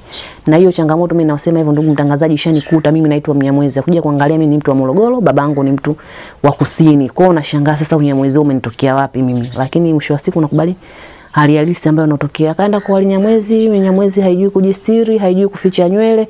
Kwa ndugu mtangazaji nikawa nakonda roho yangu. Yani baada sasa kupata furaha kwenye ndoa yangu, kilichofuata sasa nikawa napata maneno makali kutoka kwa wifi na kwa wako. Yani sikuwahi kupendwa. Kilichotokea ndugu mtangazaji, nikawa namwambia mume wangu, kama kweli unanipenda basi naomba tungesogea pamoja na fuku. Yani kama unataka tuishi mimi na wewe, tungetoka nje na hapa, kwa sababu hapa mimi mateso nimeachoka, wewe uko mbali. Kwa kinachotokea huwezi kukijua, mimi ndo aachana nao. Sasa niachane nao vipi wakati kila siku nimeamka na maneno, nalala na maneno, najua maneno. Nikaja nikapata mimba, nikazaa naye mtoto. Toka hapo pia nikajua labda watanipenda au watabadilika, ikawa ni hali ile. Lakini mtoto alikuwa anamchukua, tunaomba mtoto wetu anamchukua, anamuogesha, anampa chakula, lakini kwa mapenzi na mimi na wao walikupo hatuna uelewano. Toka siku ya kwanza nafika kule mpaka nakuja napata mtoto. Nikafikia hatua mwanangu akawa anakaa chini, ikabidi nimwambie mimi nilikuwa naomba niende nyumbani kwanza mara moja. Hiyo ni kawaida nadhani ndugu mtangazaji, yani kwamba mtu ukiolewa sio kwamba labda ndo tena yani wewe umeolewa umechukua jumla, hapana. Ina maana kuna wakati inabidi urudi kwenye familia, uje wasalimie. Yani ukija kukuta pengine labda mtu kama mimi nilikuwa nimekaa muda mrefu mpaka nimezaa, kuna wakati mwingine pia nahitaji kuja kuona familia yangu. Basi akaniruhusu akasema basi haina shida. Kaambia sawa, akaniandalia nauli, kabidi mimi nije. Nikuja hapa ndugu mtangazaji nyumbani, nimekaa siku ya kwanza, nimekaa siku ya pili, siku ya tatu ndugu mtangazaji, nimeamka siku hiyo mwili unaniuma, nimechoka. Mama kubwa kaanza kuniuliza, wewe mbona uko hivyo leo? Nikamwambia nimechoka sana mkubwa. Nimeamka saa 4 na sio kawaida yangu. Wakamchukua mtoto, wakampikia, wakamvesha nguo, wakamuogesha. Akaniambia, "Amka unywe chai." Nikamwambia hapana, sijisikia hata kunywa chai. Basi nimelala kwanza ile nilivyolala. Nilipoamka ile saa 4 nimelala tena mpaka usiku mwingine ndio kumtangazaji. Sina nguvu, nachemka homa wa moto mwili mzima. Ikabidi mimi nichukue hatua nimpigie simu mume wangu. Nikamwambia mume wangu, naumwa toka asubuhi sijala, toka nimekula jana. Chakula hamna. Nikamwambia sina maana hiyo, chakula kipo lakini nashindwa kula kutokana najisikia naumwa sana na kuumwa. Akanambia, "Umeenda hospitali?" Nikamwambia sijaenda hospitali. Sasa unakaa mtu unaumwa kama hivyo? Nikamwambia hospitali hizi za dawa. Na sio za dawa, tuseme wote uzo kaenda hospitali bila hata kuwa na FF. Yaani kiasi cha pesa chochote hata cha vipimo iko kitu itakuwa sio rahisi. Akanambia basi sawa, mimi ngoja nitakutumia. Na kweli nakumbuka ndugu mwandishi alinitumia kiasi cha pesa kwenye simu yangu. Ikabidi mimi pale nikamwambia usiku sasa hivi ngoja ndio nijipoze na panado, maana yake sasa hivi tena siwezi nikatoka. Akamwambia hamna, uko serious na unaumwa, inabidi uende. Kaambia kesho asubuhi. Ndio sikuweza hata kuamka, yani inamaanisha sikuweza kuamka kabisa, nimezidiwa. Nimekuja kuchukua na pikipiki pale, sijijui, sina habari. Kabidi nipelekwe mpaka hospitali ambayo iko jirani na sisi hapa Tegeta, dispensary tu ya kawaida. Kufika pale nikachukuliwa na madaktari, akanibeba akanipeleka mpaka kitandani. Nilikuwa nasimuliwa, maana yake kipindi mimi tena fahamu nilikuwa sina. Kwa ndugu mtangazaji, kama nilivyosema, basi ikabidi pale wachukue vipimo, nikajikuta niko hospitali.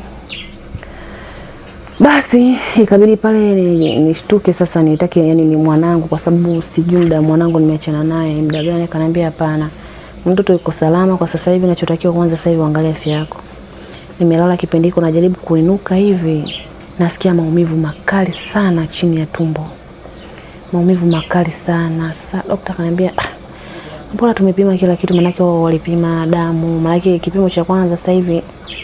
Nashukuru sana na watu wa afya pia, niwapende kuwashukuru watu wa huduma kitu tunachokifanya, napenda sana. Jambo la kwanza wanatupima mtu kwamba umekuja unajisikia vibaya, basi jambo la kwanza ni kukushauri kupima ukimwi, na hata bila kukushauri waga wanafanya maamuzi tu, wanapima. Yani ni muhimu, ni vizuri zaidi. Mimi yani napenda sana. Ni washukuru pia watu wa afya, na sasa hivi dunia yetu imebadilika. Yani nashukuru sana kiukweli, sasa hivi mfumo umebadilika. Ni kwamba jambo la kwanza ukienda hospitali, jambo la kwanza kupimwa ni afya yako, kujua kwanza hilo tatizo, alafu mtu ndo anaweza kukutibia mengine. Walinipima afya yangu, akapima yani kila kitu walinipima, akasema wakauliza kwani si ana mtoto? Nikamwambia na mtoto mdogo. Au akauliza wana mimba? Mimba sio rahisi. Kabidi pale wachukue vipimo vingine kuja kupima, kaonekana mbona mtu ana mimba, hana tatizo lolote. Sasa daktari sasa akaanza kuhisi, au utakuwa na vidonda vya tumbo. Akasema sina uhakika wa vidonda vya tumbo, kwa sababu mimi najisikia tu tumbo linaniuma chini ya kitovu, nasikia maumivu makali sana. Basi kuna sindano ambazo wamenichoma, walijitahidi kama watu wa huduma wetu wanavyojitahidi. Walinichoma sindano, akanipa na dawa, akaniambia basi nenda kapumzike, tuone tumia hizo dawa tuone unaendeleaje, na hali ukiona sio nzuri sana basi utarudi hospitali. Nikaambia sawa. Akanigea dawa, nikapata ruhusa. Kulikuwa na rafiki yangu mpenzi sana anaitwa Amina. Nikamuuliza matatizo yangu, kabidi sasa yeye ndo nimebega bega kwa bega na rafiki yangu. Basi baada ya hapo karudi nyumbani. Ndugu mtangazaji, nimekula dawa siku ya kwanza, siku ya pili ndo kama labda nimejichochea ule ugonjwa. Yani nakwambia umerudi tena upya, homa kali ya hatari. Mwili wangu wewe binadamu wa kawaida huwezi kugusa. Kwanza unanishangaa, yani huwezi kugusa mwili, yani unaweza kusema ukaweka maji ya sifuria yani katika mwili wangu na ukaenda kuoga maji yakawa ya moto. Mwili unachemka vibaya mno, natoka jasho la ajabu sana. Tumbo ndo usiseme sasa. Kabidi sasa ni wahi moja kwa moja hospitali tena. Kafika tena hospitali. Kufika hospitali tena kama kawaida. Jambo la kwanza drip za maji, nikaekewa drip za maji kama 2 zikaisha. Wakanitoa kwanza pale masindano wale ambao walikuwa wamenekea drip ya maji. Ikabidi sasa wananilio wanipe mapumziko kwanza nipate nguvu. Akasema kwanza mwacheni apate nguvu, hawezi kuondoka sasa hivi. Ndugu mtangazaji, kilichotokea pale, naanza kujikuna. Najikuna ni kama mtu ambaye nimechanganyikiwa sasa, najikuna mwili mzima, ni hizo ngozi sasa natamani nizichane chane ili nipate ngozi yangu nikune vizuri. Nakwambia naanza kujikuna, najikuna. Rafiki yangu akaanza kushangaa sasa, mimi nakuwa ni vipi? Nakwambia najikuna sasa. Kuna daktari akaja akanikuta na hali hiyo. Kuna nesi tu alikuja akanikuta na hali ya najikuna mwili wangu, yani najikuna kabisa. Naambia jamani, naombeni kijiti. Sasa ndo anaanza kusema naombeni kijiti nijikune, nawashwa. Akasema kwa ni vipi kabisa. Sasa rafiki yangu akaona zile kelele zimezidi, yani kama mtu ambaye nimechanganyikiwa, bidi nitafute kijiti. Naanza kujikuna pale, nakwambia hospitali, naanza kuvua nguo sasa zote. Ndugu mwandishi, nilibaki na nguo ya ndani tu. Nilivua nguo zote, yani kama nyingine nilichana, nyingine ya kuvua nilivua. Nilijikuna, nakwambia najikuna, yani najikuna, lakini sitoki chochote, labda kuna vipele labda nini, yani sitoki chochote, lakini ule mwili nasikia unawashwa ajabu. Najikuna kwa nguvu sana. Sasa ndio akasema labda madrip haya, labda madrip ndo anasababisha jikune, sijui. Nikasema madrip jamani, kila siku nilikuwa madrip sijajikuna, najikuna hivi, naanza kuchanganyikiwa sasa. Naanza kujikuna, ghafla mwili unaanza kubadilika rangi. Pale ninapojikuna mwili unabadilika rangi. Sasa watu wanaanza, yani hadi madaktari wenyewe wanaanza kuniogopa. Mwili unaanza kubadilika, unakuwa wanjano kabisa, unabadilika, unakuwa, nadhani watu usijui na yani, ndugu wasikilizaji, kama mnanielewa, nadhani kitu cha njano mnakijua. Hata ile yani kitu cha njano nadhani mnakijua, ni njano kabisa, ile njano ambayo mnaijua nyinyi, rangi ya njano, yani rangi kabisa. Unajua kuna rangi nyeupe, nyekundu, usijui blue, yani ile ya njano. Sasa rangi ya njano kabisa naanza kubadilika mpaka kwenye macho. Wale manesi wenyewe sasa ndio wakaanza kupata woga, akasema jamani, tena tatizo gani?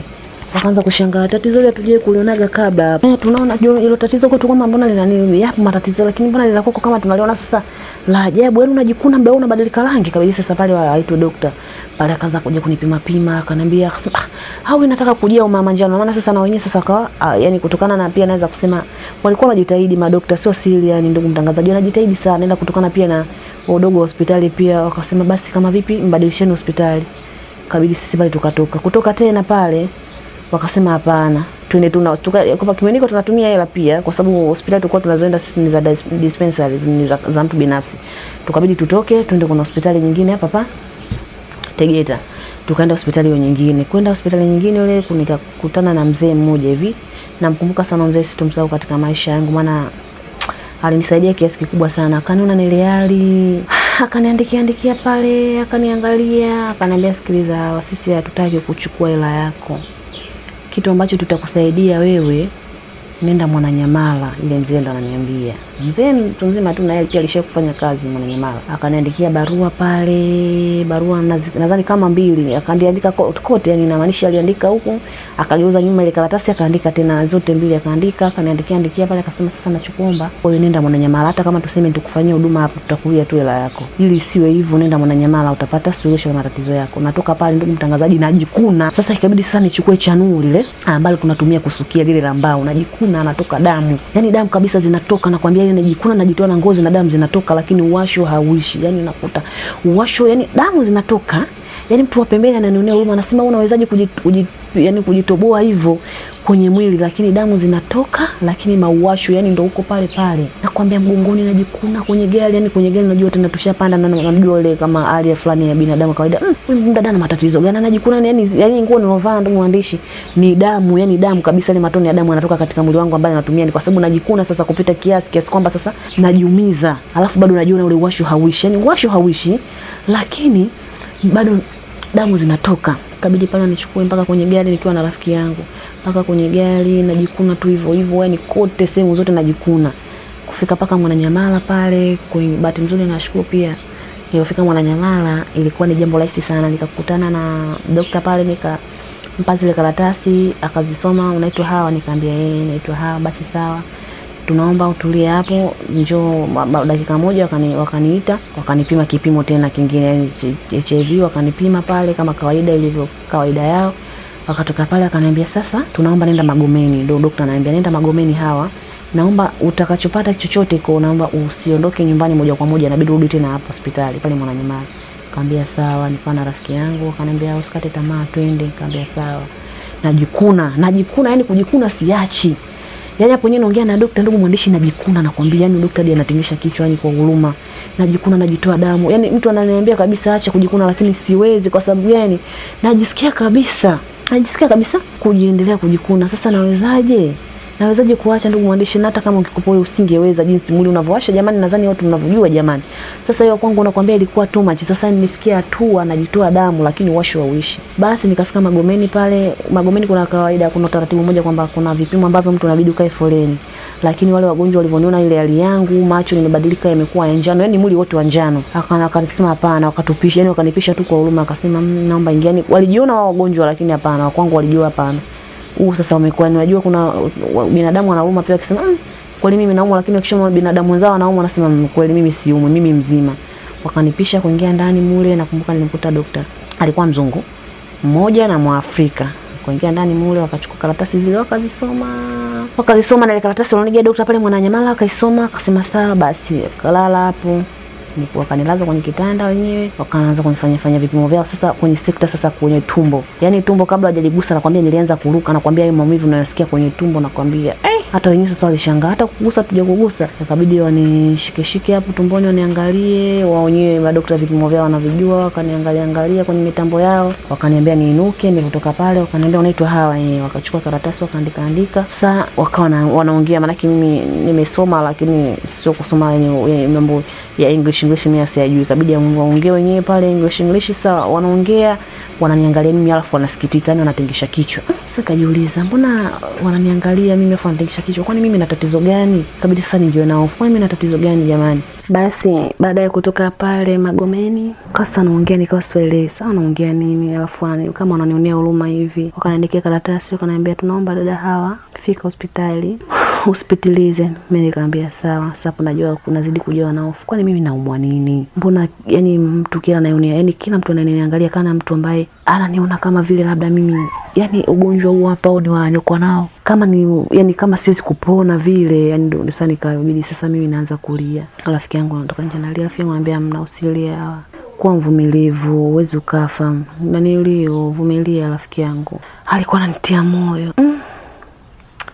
Basi nikawa nimeenda naye mpaka Mwananyamala. Kufika pale yule daktari alivyoniona tu hata kuniweka foleni, akaniambia ingia, nikaingia ndani mule, nikamonyesha karatasi, nikampa tuseme, nikampa, akaiangalia, akaanza sana kuandika. Akachukua karatasi kaandika, kakologa mpaka mwisho. Kageuza upande wa pili na ikaiandika kama nilivyoandikiwa mara ya kwanza. Kachukua nyingine kaandika, kaniambia sawa, sasa hivi muda umekwenda, ila ningekwambia uende Muhimbili. Kwa leo nenda nyumbani, ila kesho asubuhi nenda Muhimbili.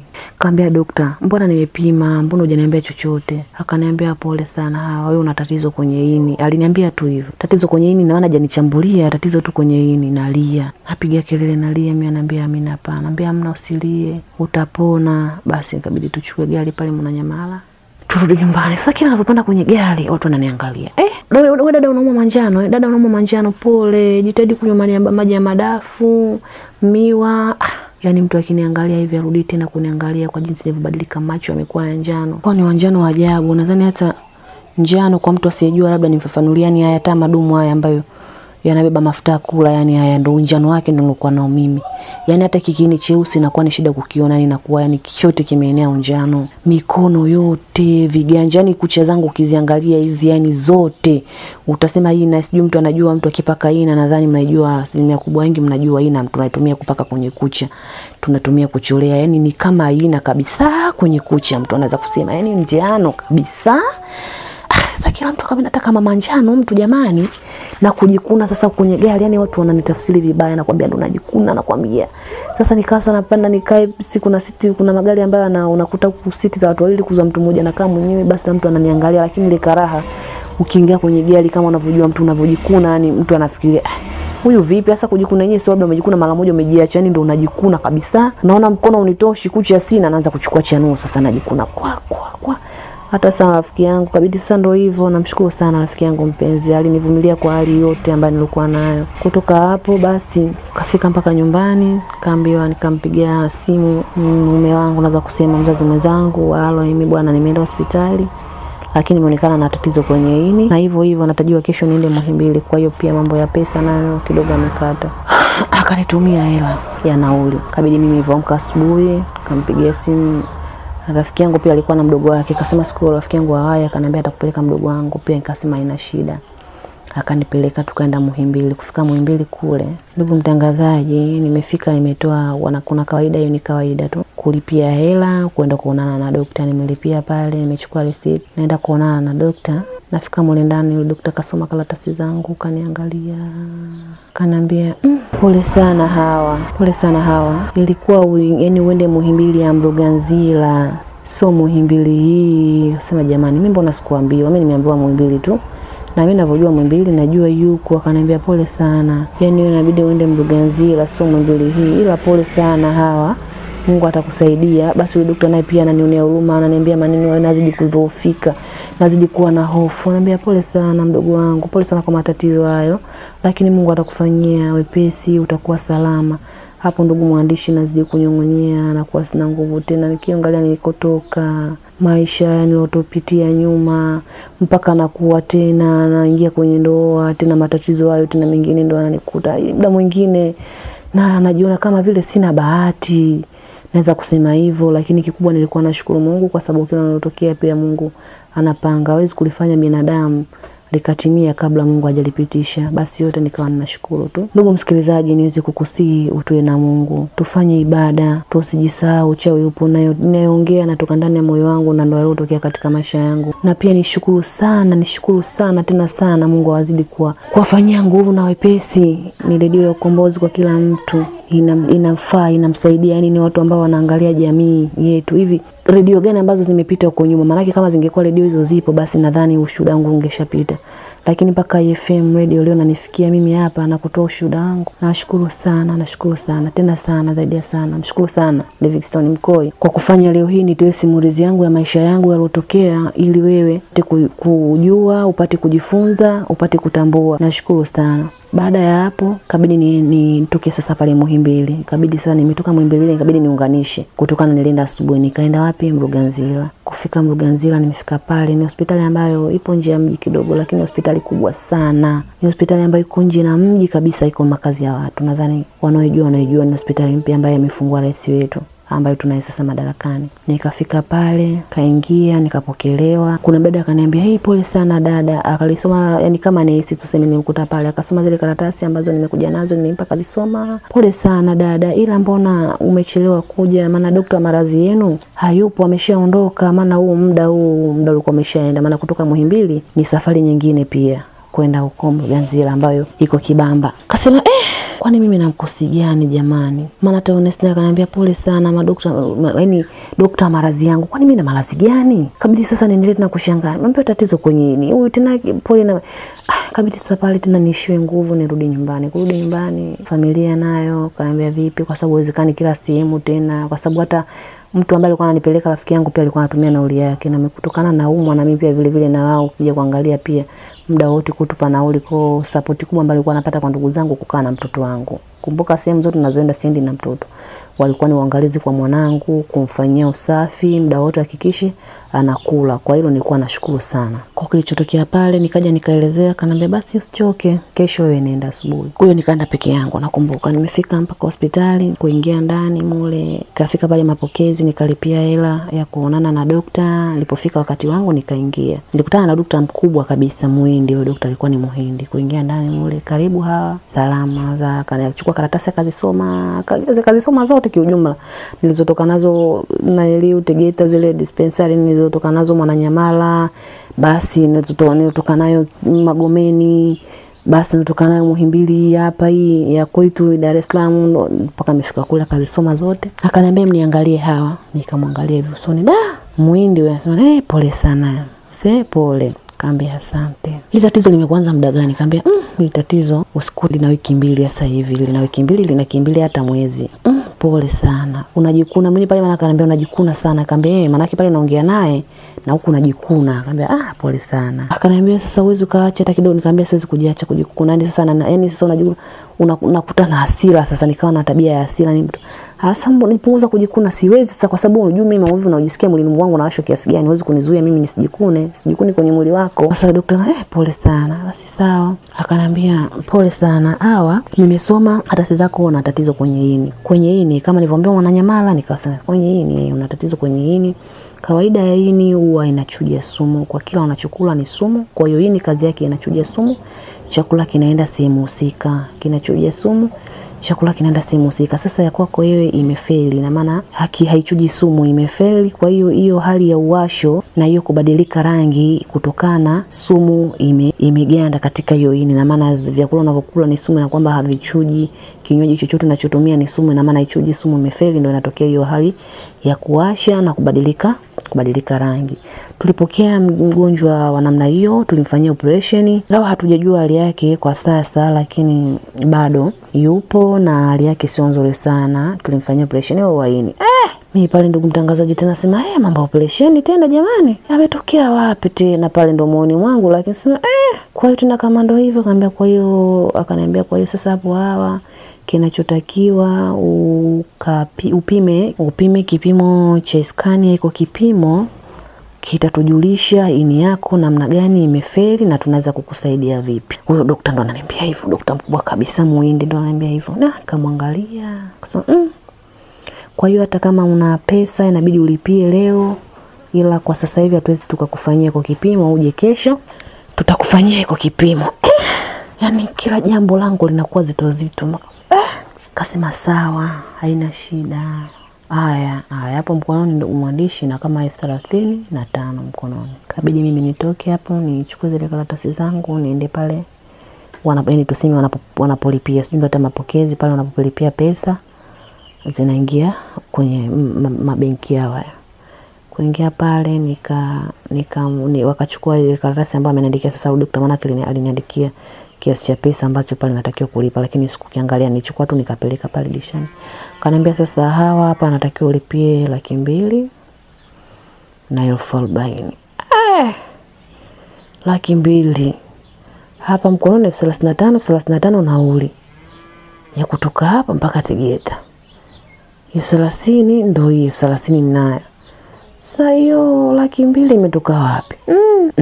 Kasema hili tatizo lingine. Kaangalia ule mlango unaoingilia si ndio ule unanifaa, ngoja niondoke. Tuna namba ya makaratasi yangu, nikazoa makaratasi yangu, kafungua mlango nikatoka nje. Majaribu jamani. Yaani mtu kama hajapata na matatizo jamani, ndugu zangu, unaona unafurahi, unaishi, unapumua, unatembea, unajisahau, ndio unajua. Yaani jifunze mfano kwa wenzako waliokufa. Hivi nadhani ndio wamekufa wao tu utakufa. Yaani mimi najiulizaga sana jinsi tunavyojisahau binadamu.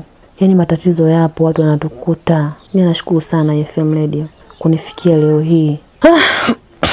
Basi ndugu mtangazaji, nikatoka zangu pale. Baada ya kuondoka pale nikatoka nje kwanza. Kutoka nje unakuta watu pale wengine.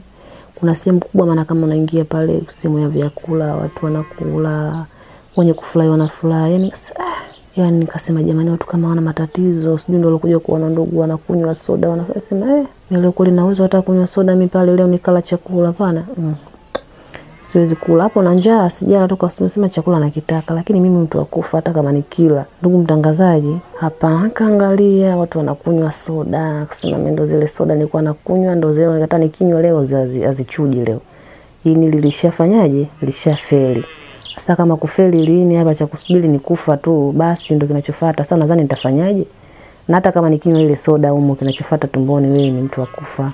Kwa sababu kila nachokula nimeambiwa ni sumu. Yes, kile nikisema nile pale, si ndo nakula sumu, ndo nazidi kujipunguzia uhai wangu. Sasa si bora nikae na njaa tu, ndivyo imani yangu ilikuwa inanipa. Nikatoka nje pale, nikampigia simu baba watoto wangu, mzazi mwenzangu kutoka Zanzibar. Halo. Waza huko, nikamwambia za huko wala sio mzuri na wala sio mbaya. Ubaya na uzuri, nikamwambia bwana huku tatizo rasmi limejulikana na umwaini na ini yangu, nikamwelezea kwamba imefeli kama nilivyoambiwa. Na hapa mpaka dakika hii naongea na wewe niko nje hospitali, nimeambiwa nitoe 200,000 na 40,000 ya kipimo. Mume wangu 200,000 na 40,000. Sitoi pesa zangu kwanza. Wewe wewe ni mtu wa kufa tu. Mimi nitoe pesa zangu 200,000 tena nilipotoa ishatosha basi. kusaidia nauli za kwenda hospitali, sijui za kufanyaje. Tena sasa hivi kilichobaki uambie ndugu zako akae kikao wakuchangie hizo 240,000. Wakitaka kukula supu tena utajua mwenyewe, lakini mimi ninavyokuona wewe sio mtu wa kupona kabisa. Yaani mtu wa kufa kabisa yani. Ndugu mtangazaji, nazidi kuumia, nazidi kuteseka, machozi yananitoka. Huyu ndo mtu ambaye nilikuwa nategemea msaada wa mwisho kabisa, ndo ananijibu hivyo. Mimi nimeshaona. Yaani jinsi nilivyoona kabisa wewe sio mtu wa kupona, yaani wewe mtu wa kufa tu. Yaani wewe mtu wa kufa kabisa, yaani hata usijitegemee tena ndo kaangaika hospitali, bora usubirie kudra za Mungu tu. Ukafa basi, kama ndugu zako watapanga kupika ubwabwa, watapika. Watakula, wasiwahi kula ndo basi, kama sisi ambao tuko busy tena ndo hatuna lawama na mtu. Lakini kwa kusema maisha ya kupona wewe, hapo maisha ya kupona huna. Na hilo tatizo mimi nimeshaona muda mrefu, kwa hiyo usisabie kama hapo utapata 200,000 wala 100,000 wala 10,000. Maana kokote mbali 10,000 usitegemee kwa sasa hivi kuipata, wewe usubirie kufa tu. Ndugu zako wakutafune nyama basi. Mtangazaji nikaishiwa nguvu. Kuna mbaba tu kaka kando ya barabara, kaja kanidaka, "Vipi dada? Unaumwa?" Kaambia naumwa. Pole sana. Twende basi pale ukapumzike pale unapokula vyakula. Kaambia mimi hapana. Twende, kaambia hapana. Twende angalau ukapata hata kinywaji. Kaambia sumu. Ndo naambia sumu. Kwa dada vipi, au umechanganikiwa? Sumu hamna, yani maanisha kinywaji, labda ukanywa hata maji, soda au na chakula. Kaambia hapana. Akasema mimi nataka nipakize kwenye gari niondoke nyumbani. Akasema basi pumzika kutokana haunaonekana una nguvu. Akaenda kununua maji yule kaka, akanimwagia tu kichwani huku. Basi mikononi usoni kidogo nikaona kama ndo naona kuja kufumbua macho. "Wewe dada, una macho rangi kama hiyo?" Kaambia mimi naumwa. Ndio kaka saka, bwana pole sana." Kuja kuangalia mikono. "Wewe sio mtu tena jamani, pole." Nikasema mimi nasubiria kufa tu. Pole sana. "Kwa unaishi wapi?" Nikamwambia mimi naishi huko Tegeta huko. Kaambia sawa. Kwa pale tena kaona nimefika Mbezi pale, nikaona nipite tu nipande gari niondoke, nipite kwa Madale moja kwa moja tena kuzunguka huko, kaona shida.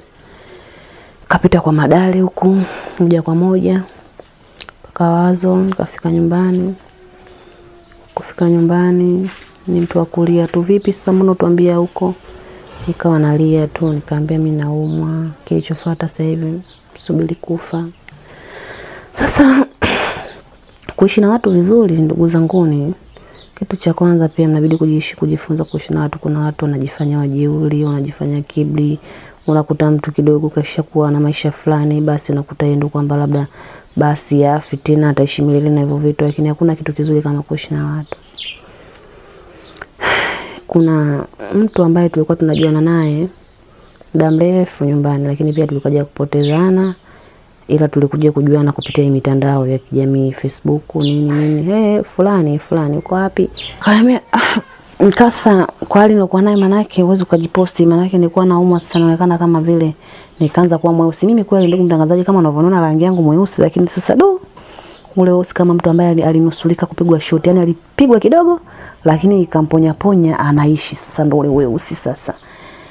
Rangi ya njano kabisa, madonda sasa kuposto vipele, madonda sasa yakawa yamejaa mwili mzima. Sasa yakawa yani madonda yale ambayo najikuna yakawa anatengeneza usaa ambao ukiutumbua kwa usaa unatokaga wanjano. Wengi wanajua usaa, hakuna mtu anajua mbali kidonda au hata kijipu, ambao wengi wanajua vijipu ambavyo kikamua unatoka usaa. Huu ndo dasani wa Kongo ulikuwa unatoka wa kijani katika vile vidonda. Usaa wa kijani. Za siku salama kaanza kunisalimia, anaitwa Mudi, yeye anaishi Twangoma. Sehemu moja kunaitwa Kongoe, nadhani unaingia kuna sehemu moja kunaitwa Twangoma. Basi kaambia za siku salama, vipi hali? Tukawa tunaanza kuchati sasa FB. Salama tu, za huko salama. Uko wapi? Nikamwambia mimi nipo. Uko wapi? Nikamwambia mimi nimeolewa Zanzibar, lakini nimekuja nyumbani nimepata matatizo 1 2 3. Pole, umeenda hospitali? Nikamwambia hospitali ndo nakwenda kila siku hivi na hivi. Dawa cha kushangaza tu nianze kufanya vipimo, ndugu mtangazaji, ninavyokuambia nikajulikana ndo tatizo, sijawahi kupewa hata panado. Sasa ndo ujue kwamba labda uchawi jamani upo basi. Pole, lakini ushawahi kwenda labda, ananiambia sasa rafiki yangu, ushawahi kwenda labda sehemu zetu hizi hizi. Nikamwambia wapi? Huku pembeni, huku nyumbani, huku nyumbani. Ili kwa mganga. Nikamwambia kwa mganga sijai kuenda kusema kweli. Aya, hujawahi kwenda? Unajisahau sana. Sasa nakusaidia kitu kimoja.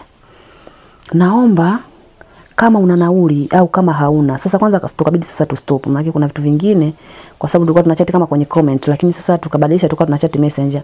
Wakati mwingine sasa nikasema hapana, bidi nimtumie mimi namba yangu anipigie kawaida, yani tu tunaongea kawaida kwa sababu hatuwezi kufaidisha watu wote yani kwenye mtandao kwa sababu kila mmoja anatumia na kila mmoja anataka kwa mwingine ana kazi tu ya kuangalia comment za watu. Basi kabidi tuame kule na anipigie simu. Halo, basi naomba kesho uje.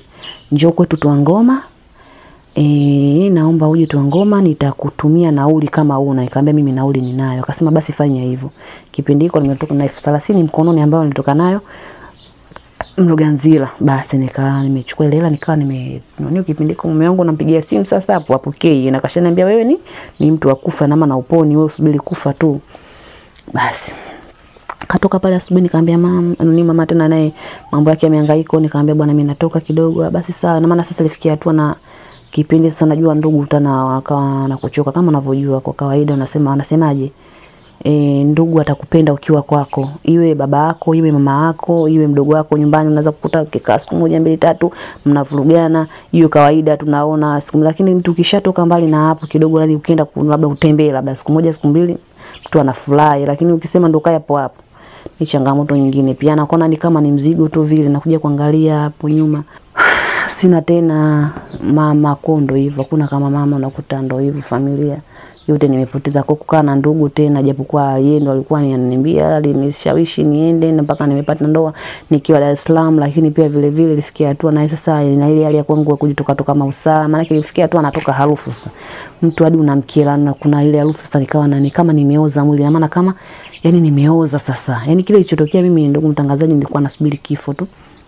Kwani nitoka pale asubuhi nikafuafua, nikachukua nguo zangu muhimu, nikambeba mtoto wangu kaondoka naye kwenye gari. Sasa nakuta mtu mwingine anakuangalia na kunyali, anajukia pembeni, mwingine naye anaweka naniliu nguo, basi naniliu hapo, basi anaweka nguo puani. Basi mambo maana angekuwa kama kipindi hiki ambacho kimepita cha malazi ya corona, basi mtu angevaa barakoa, basi ingekuwa na sababu kwamba malazi yao, kumbe lakini anajiziba kutokana mimi na ile harufu yangu.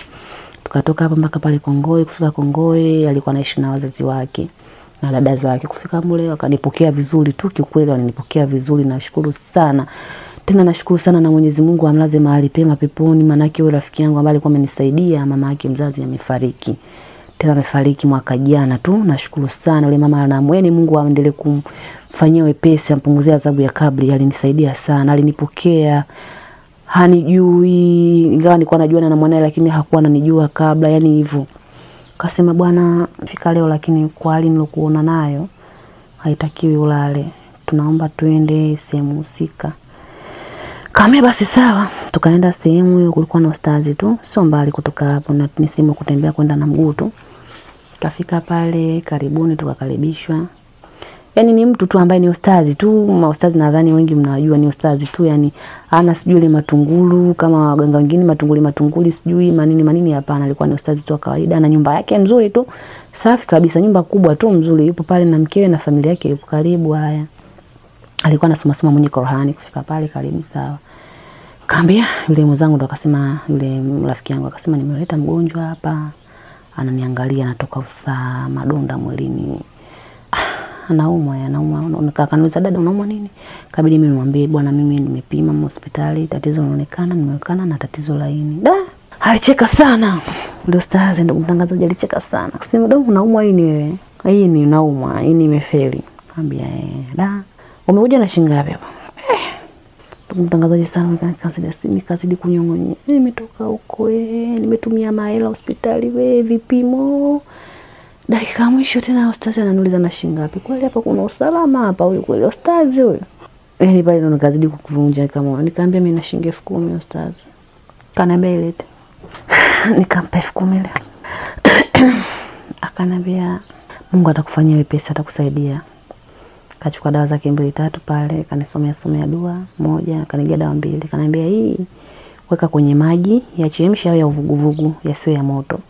Yawe ya uvuguvugu fulani hivi. Lakini na hii pia utaweka kwenye uji, lakini hakikisha wakati unakunywa hizo dawa ulale. Yani ulale sehemu sio kwenye kitanda, lakini ulale chini ndio itakuwa vizuri zaidi, kwa sababu kitakachotokea itakuwa si mchezo. Kasema Zidane kaziangalia dawa nyingi mbili tu kweli, yani ndio nitapona kweli, dawa viwili tu jamani. Kabidi tuage pale niondoke. Sema sawa.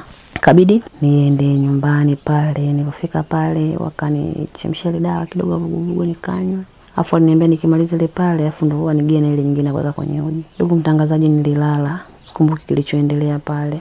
Nasikia alitoka mate kwenye vile visado, na jidhani nyinyi visado mnavijua. Vile visado mara nyingi sana napenda kutumia vile, nakuta visado vidogo vinakuwa vina rangi. Yani najua mnajua, tuseme labda kitu cha lita 5, labda niseme hivyo kifupi, labda kila mmoja afahamu. Basi alijaa mate, povu, yani lilikuwa linatoka povu, yani povu linatoka tu mdomoni. Unajua kuna wakati mwingine mtu anaandaa kabisa ngoja niteme mate, unatoa mdomoni, lakini sasa yale alikuwa anatoka bila taarifa, yani anamwagika tu. Yani kama tuseme bomba ambayo umefungua maji sasa, yani kiasi kwamba sasa kila unavyotaka kufunga yani ndio limegomea sasa. Yani tuseme kama ndio hivyo, yani ndio kama natoka tu. Yule mama yake yule rafiki yangu alikuja kunisaidia sasa, akapata kama kuna imani fulani ambayo ilimjia sasa, yani kama anajuta kama mimi ujio wangu pale. Akasema wewe Mudi, mtoto watu utakuja kuua huyo. Hajaamka kipindiko ndo sijaamka. Utakuja kuua, unajua sisi tutapata kesi hapa, ni kama kuna sasa kuna lilo fulani kana kwa nini tumempokea mtoto wa watu. Basi katoka povu. Asadi mwenyewe akashangaa kuna mtu amefua ile mama povu ndo kamwaga huko ndani, lakini haiwezekani. Ukweli utabaki kwa pale pale, povu lilikuwa linatoka kinywani mwangu. Akabidi sasa yule Mudi sasa kaanza kupata mstuko, akawa anaogopa sasa. Akapiga simu kwa ile ustazi, maana alichukua namba yake. Halo, tumempa ile dawa lakini chumba kizima kimejaa mate. Akasema sawa, ndio fundi anasema sawa, atapona huyo. Mungu atamsaidia, atakuwa na sawa. Yani msijali kabisa, kwani na amani. Kutoka pale mwanangu analia, na muangalia uwezo kumchukua sina, ndugu mwandishi, na muangalia tu hivi. Mtoto unajua kuna wakati anataka kunyonya. Yeye kuangalia mtoto ndio kukaa chini hospitali kila siku, anyata ule muda wa kunyonya. Sasa kawa hana, maziwa yamejaa. Basi kutoka pale kainuka. Vipi? Anambia hapana, sina nguvu. Sasa ikabidi nguo, maana nilikuwa nimefunga, sasa inabidi wanistiri, waniveshe dela. Yani ilikuwa ni watu wa kunivesha. Kukuona na kuona wewe pengine naweza nikakuona nikakujua, lakini kuongea nikawa sasa kauli imekata. Wakanikologea uji kunywa ile dawa subutu. Nilitapika. Wanaita nilitapika mpaka nyongo, nadhani nyongo anajua, yani unatapika mpaka unatoa ile kijani. Kutoka pale tena ndo nikawa tena sina nguvu, nikawa nimeishiwa nguvu kabisa. Ikabidi kama tulilala siku ya kwanza, siku ya pili nikawa sina kauli ya kuongea. Tukatoka hapo tukaenda mpaka kule ambako nachukua dawa. Akasema vipi? Nikasema ndio umekuja ile, basi sasa inabidi kuna kazi nyingine hajamaliziwa huyo. Kama umekuja itakuwa vizuri, kuna vitu inabidi vya kutolewa. Haya ndugu mtangazaji, ndugu mnaonisikiliza, kama muamini hivyo, niko tayari mnitafute na niwathibitishie kwa kupitia macho yenu.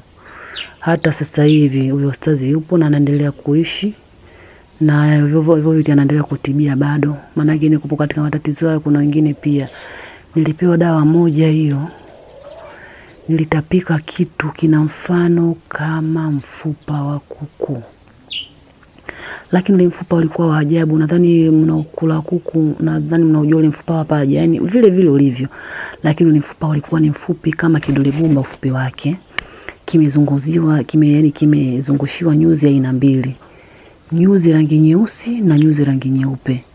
Nilikitoa kwa macho yangu, na kinatoka rohoni, na kiona hiki kinatoka kabisa. Yani wale msiamini, mtafuteni Livingstone Mkoi, nitafute niwapeleke sehemu nione watu wanavotolewa, muone watu wanavotolewa vitu. Kitu kilitoka na kuambia mfano wa mfupa. Nilikitapika pale na kuambia pale nikaanguka, nikaishiwa nguvu na nilizimia. Kile kitu kikaokotwa, kikawekwa na yule ambaye alikuwa ananisaidia. Kitu nakwambia mfupa, yani vile vile mfupa ni mfupa, lakini sasa yani mfupa wake ni mfupi, mfano wa kidole gumba, ila umezungushiwa nyuzi mbili. Kuna nyuzi nyeusi na nyeupe. Sijui mimi na wewe sijui kimeingia muda gani, nimelishwa muda gani, na kwa nini kipo mwilini kwangu. Nilipotoka pale kabidi ninuliwe pale, nikaingizwa ndani, nikafanywa dawa zingine, nikasomewa kitabu, kimesomwa Qur'ani imesomwa. Kwa mbali nasikia sauti za watu, basi nikainuka pale, vipi sasa hivi? Sasa kikubwa kilikuwa kinachonitesa ni njaa, kwa sababu kila dawa ninayokula nilikuwa natapika. Yaani hapo siri. Lakini hata maji nikinywa nikawa natapika. Sasa hapo kilichokuwa kinanitesa zaidi, ilibidi nife na njaa sasa. Haya, mkologeni uje nikinywa kidogo dakika 2 natoa. Chakula kikaendelea, akaniambia hiyo ni sumu, tena sumu kubwa sana. Kwa hiyo ndoona kila chakula kinatoka ni Mungu tu kakulinda. Huwezi kuamini. Toka hapo naanza sasa ile hali yangu inaanza kubadilika. Yaani macho yanarudi kwenye wasilia, yanakuwa meupe kama ilivyokuwa zamani. Basi mikono hii inarudi kwa weupe. Hadi mwenyewe nilikuwa najishangaa, mikono inakuwa meupe. Vidonda vile ambavyo vilikuwa vinatoka usaha, ikabidi nitafute dawa ya kupaka, nikawa sasa vidonda vinakauka. Ndugu mtangazaji, uchawi upo na ndugu zangu, majirani zangu wapo hapa na wanaweza kusema na wameniona, sio kwamba labda nilikuwa naumwa peke yangu. Yaani na uthibitisho wote, na mtu yote muulizeni atawaambieni juu ya ugonjwa wangu. Uthibitisho ninao kabisa, na watu ambao wamenizunguka walikuwa wananiona, maana sikugua peke yangu. Nilianza kubadilika pale kuwa katika hali yangu ya kawaida, mimi tena nikawa nimerudi katika wasilia wangu wa kuitwa Hawa. Baada ya kutoka kule ambako nilikuwa naitwa nani? Marehemu mtarajiwa. Basi nilitoka pale, nikawa naendelea vizuri, nikaambiwa sasa huyu asiondoke kokote, kwanza asomewe kwanza kitabu cha kutosha, ili hata kama mtu tena alikusudia ubaya umfikie mwenyewe. Kule kasomwa kitabu, kikasomwa siku 2.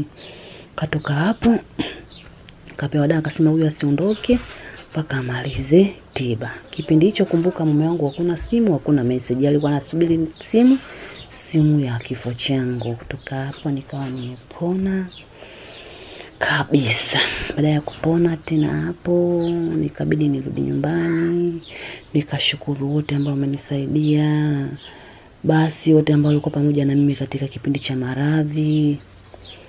Nikawa naendelea vizuri kabisa, nikawa niko mzima kabisa mpaka dakika hii. Mimi ndugu mnaonisikiliza kusimama hapa leo, nimshukuru Livingstone Mkoi TVE, niwashukuru FM Radio kwa kuwa na ushirikiano na wananchi wake, na sisi ndio wadau ambao tunakaa tukasikiliza vipindi vyao, na wakatuona vile vile haitoshi kwamba tuna kitu wanaweza kutusaidia. Mimi niweze kusema hakuna ninachokipata, lakini yote na yote niseme nashukuru sana kwa kupata nafasi hii ya kuelezea matatizo yangu. Ningependa pia mwingine kama angekuwa na matatizo aelezee, waweke sawa. Yaani mtu apate kujifunza. Kitu kimoja mnatakiwa mjifunze, uchawi upo. Kitu cha pili, mnabidi mumshike Mungu.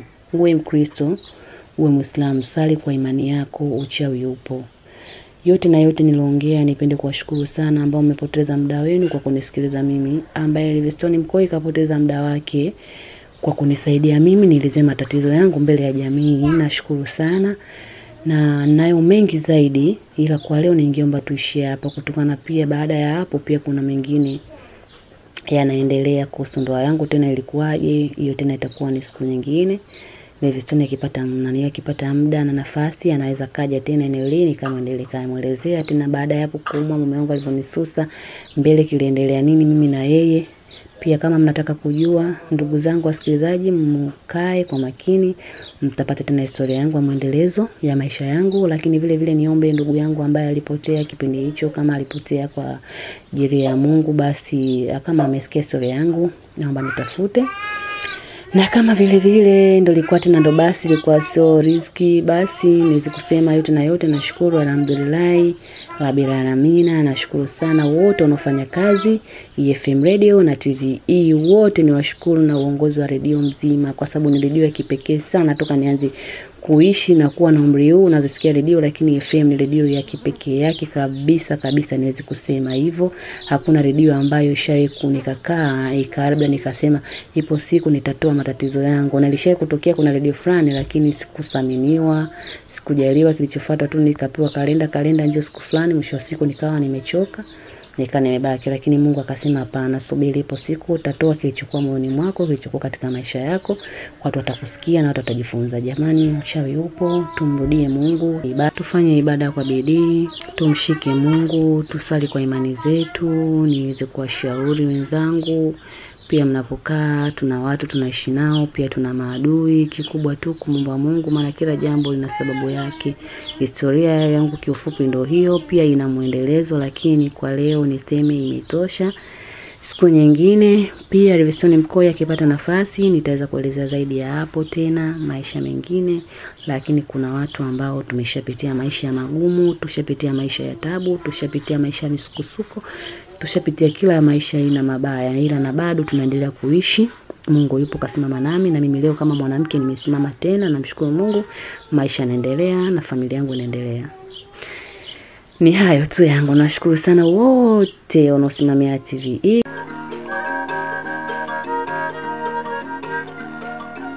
Binadamu ni mapambo ya dunia. Binadamu ni mapambo ya dunia. Masikini na tajiri kitu kimoja. Masikini na tajiri kitu kimoja. Yote hayo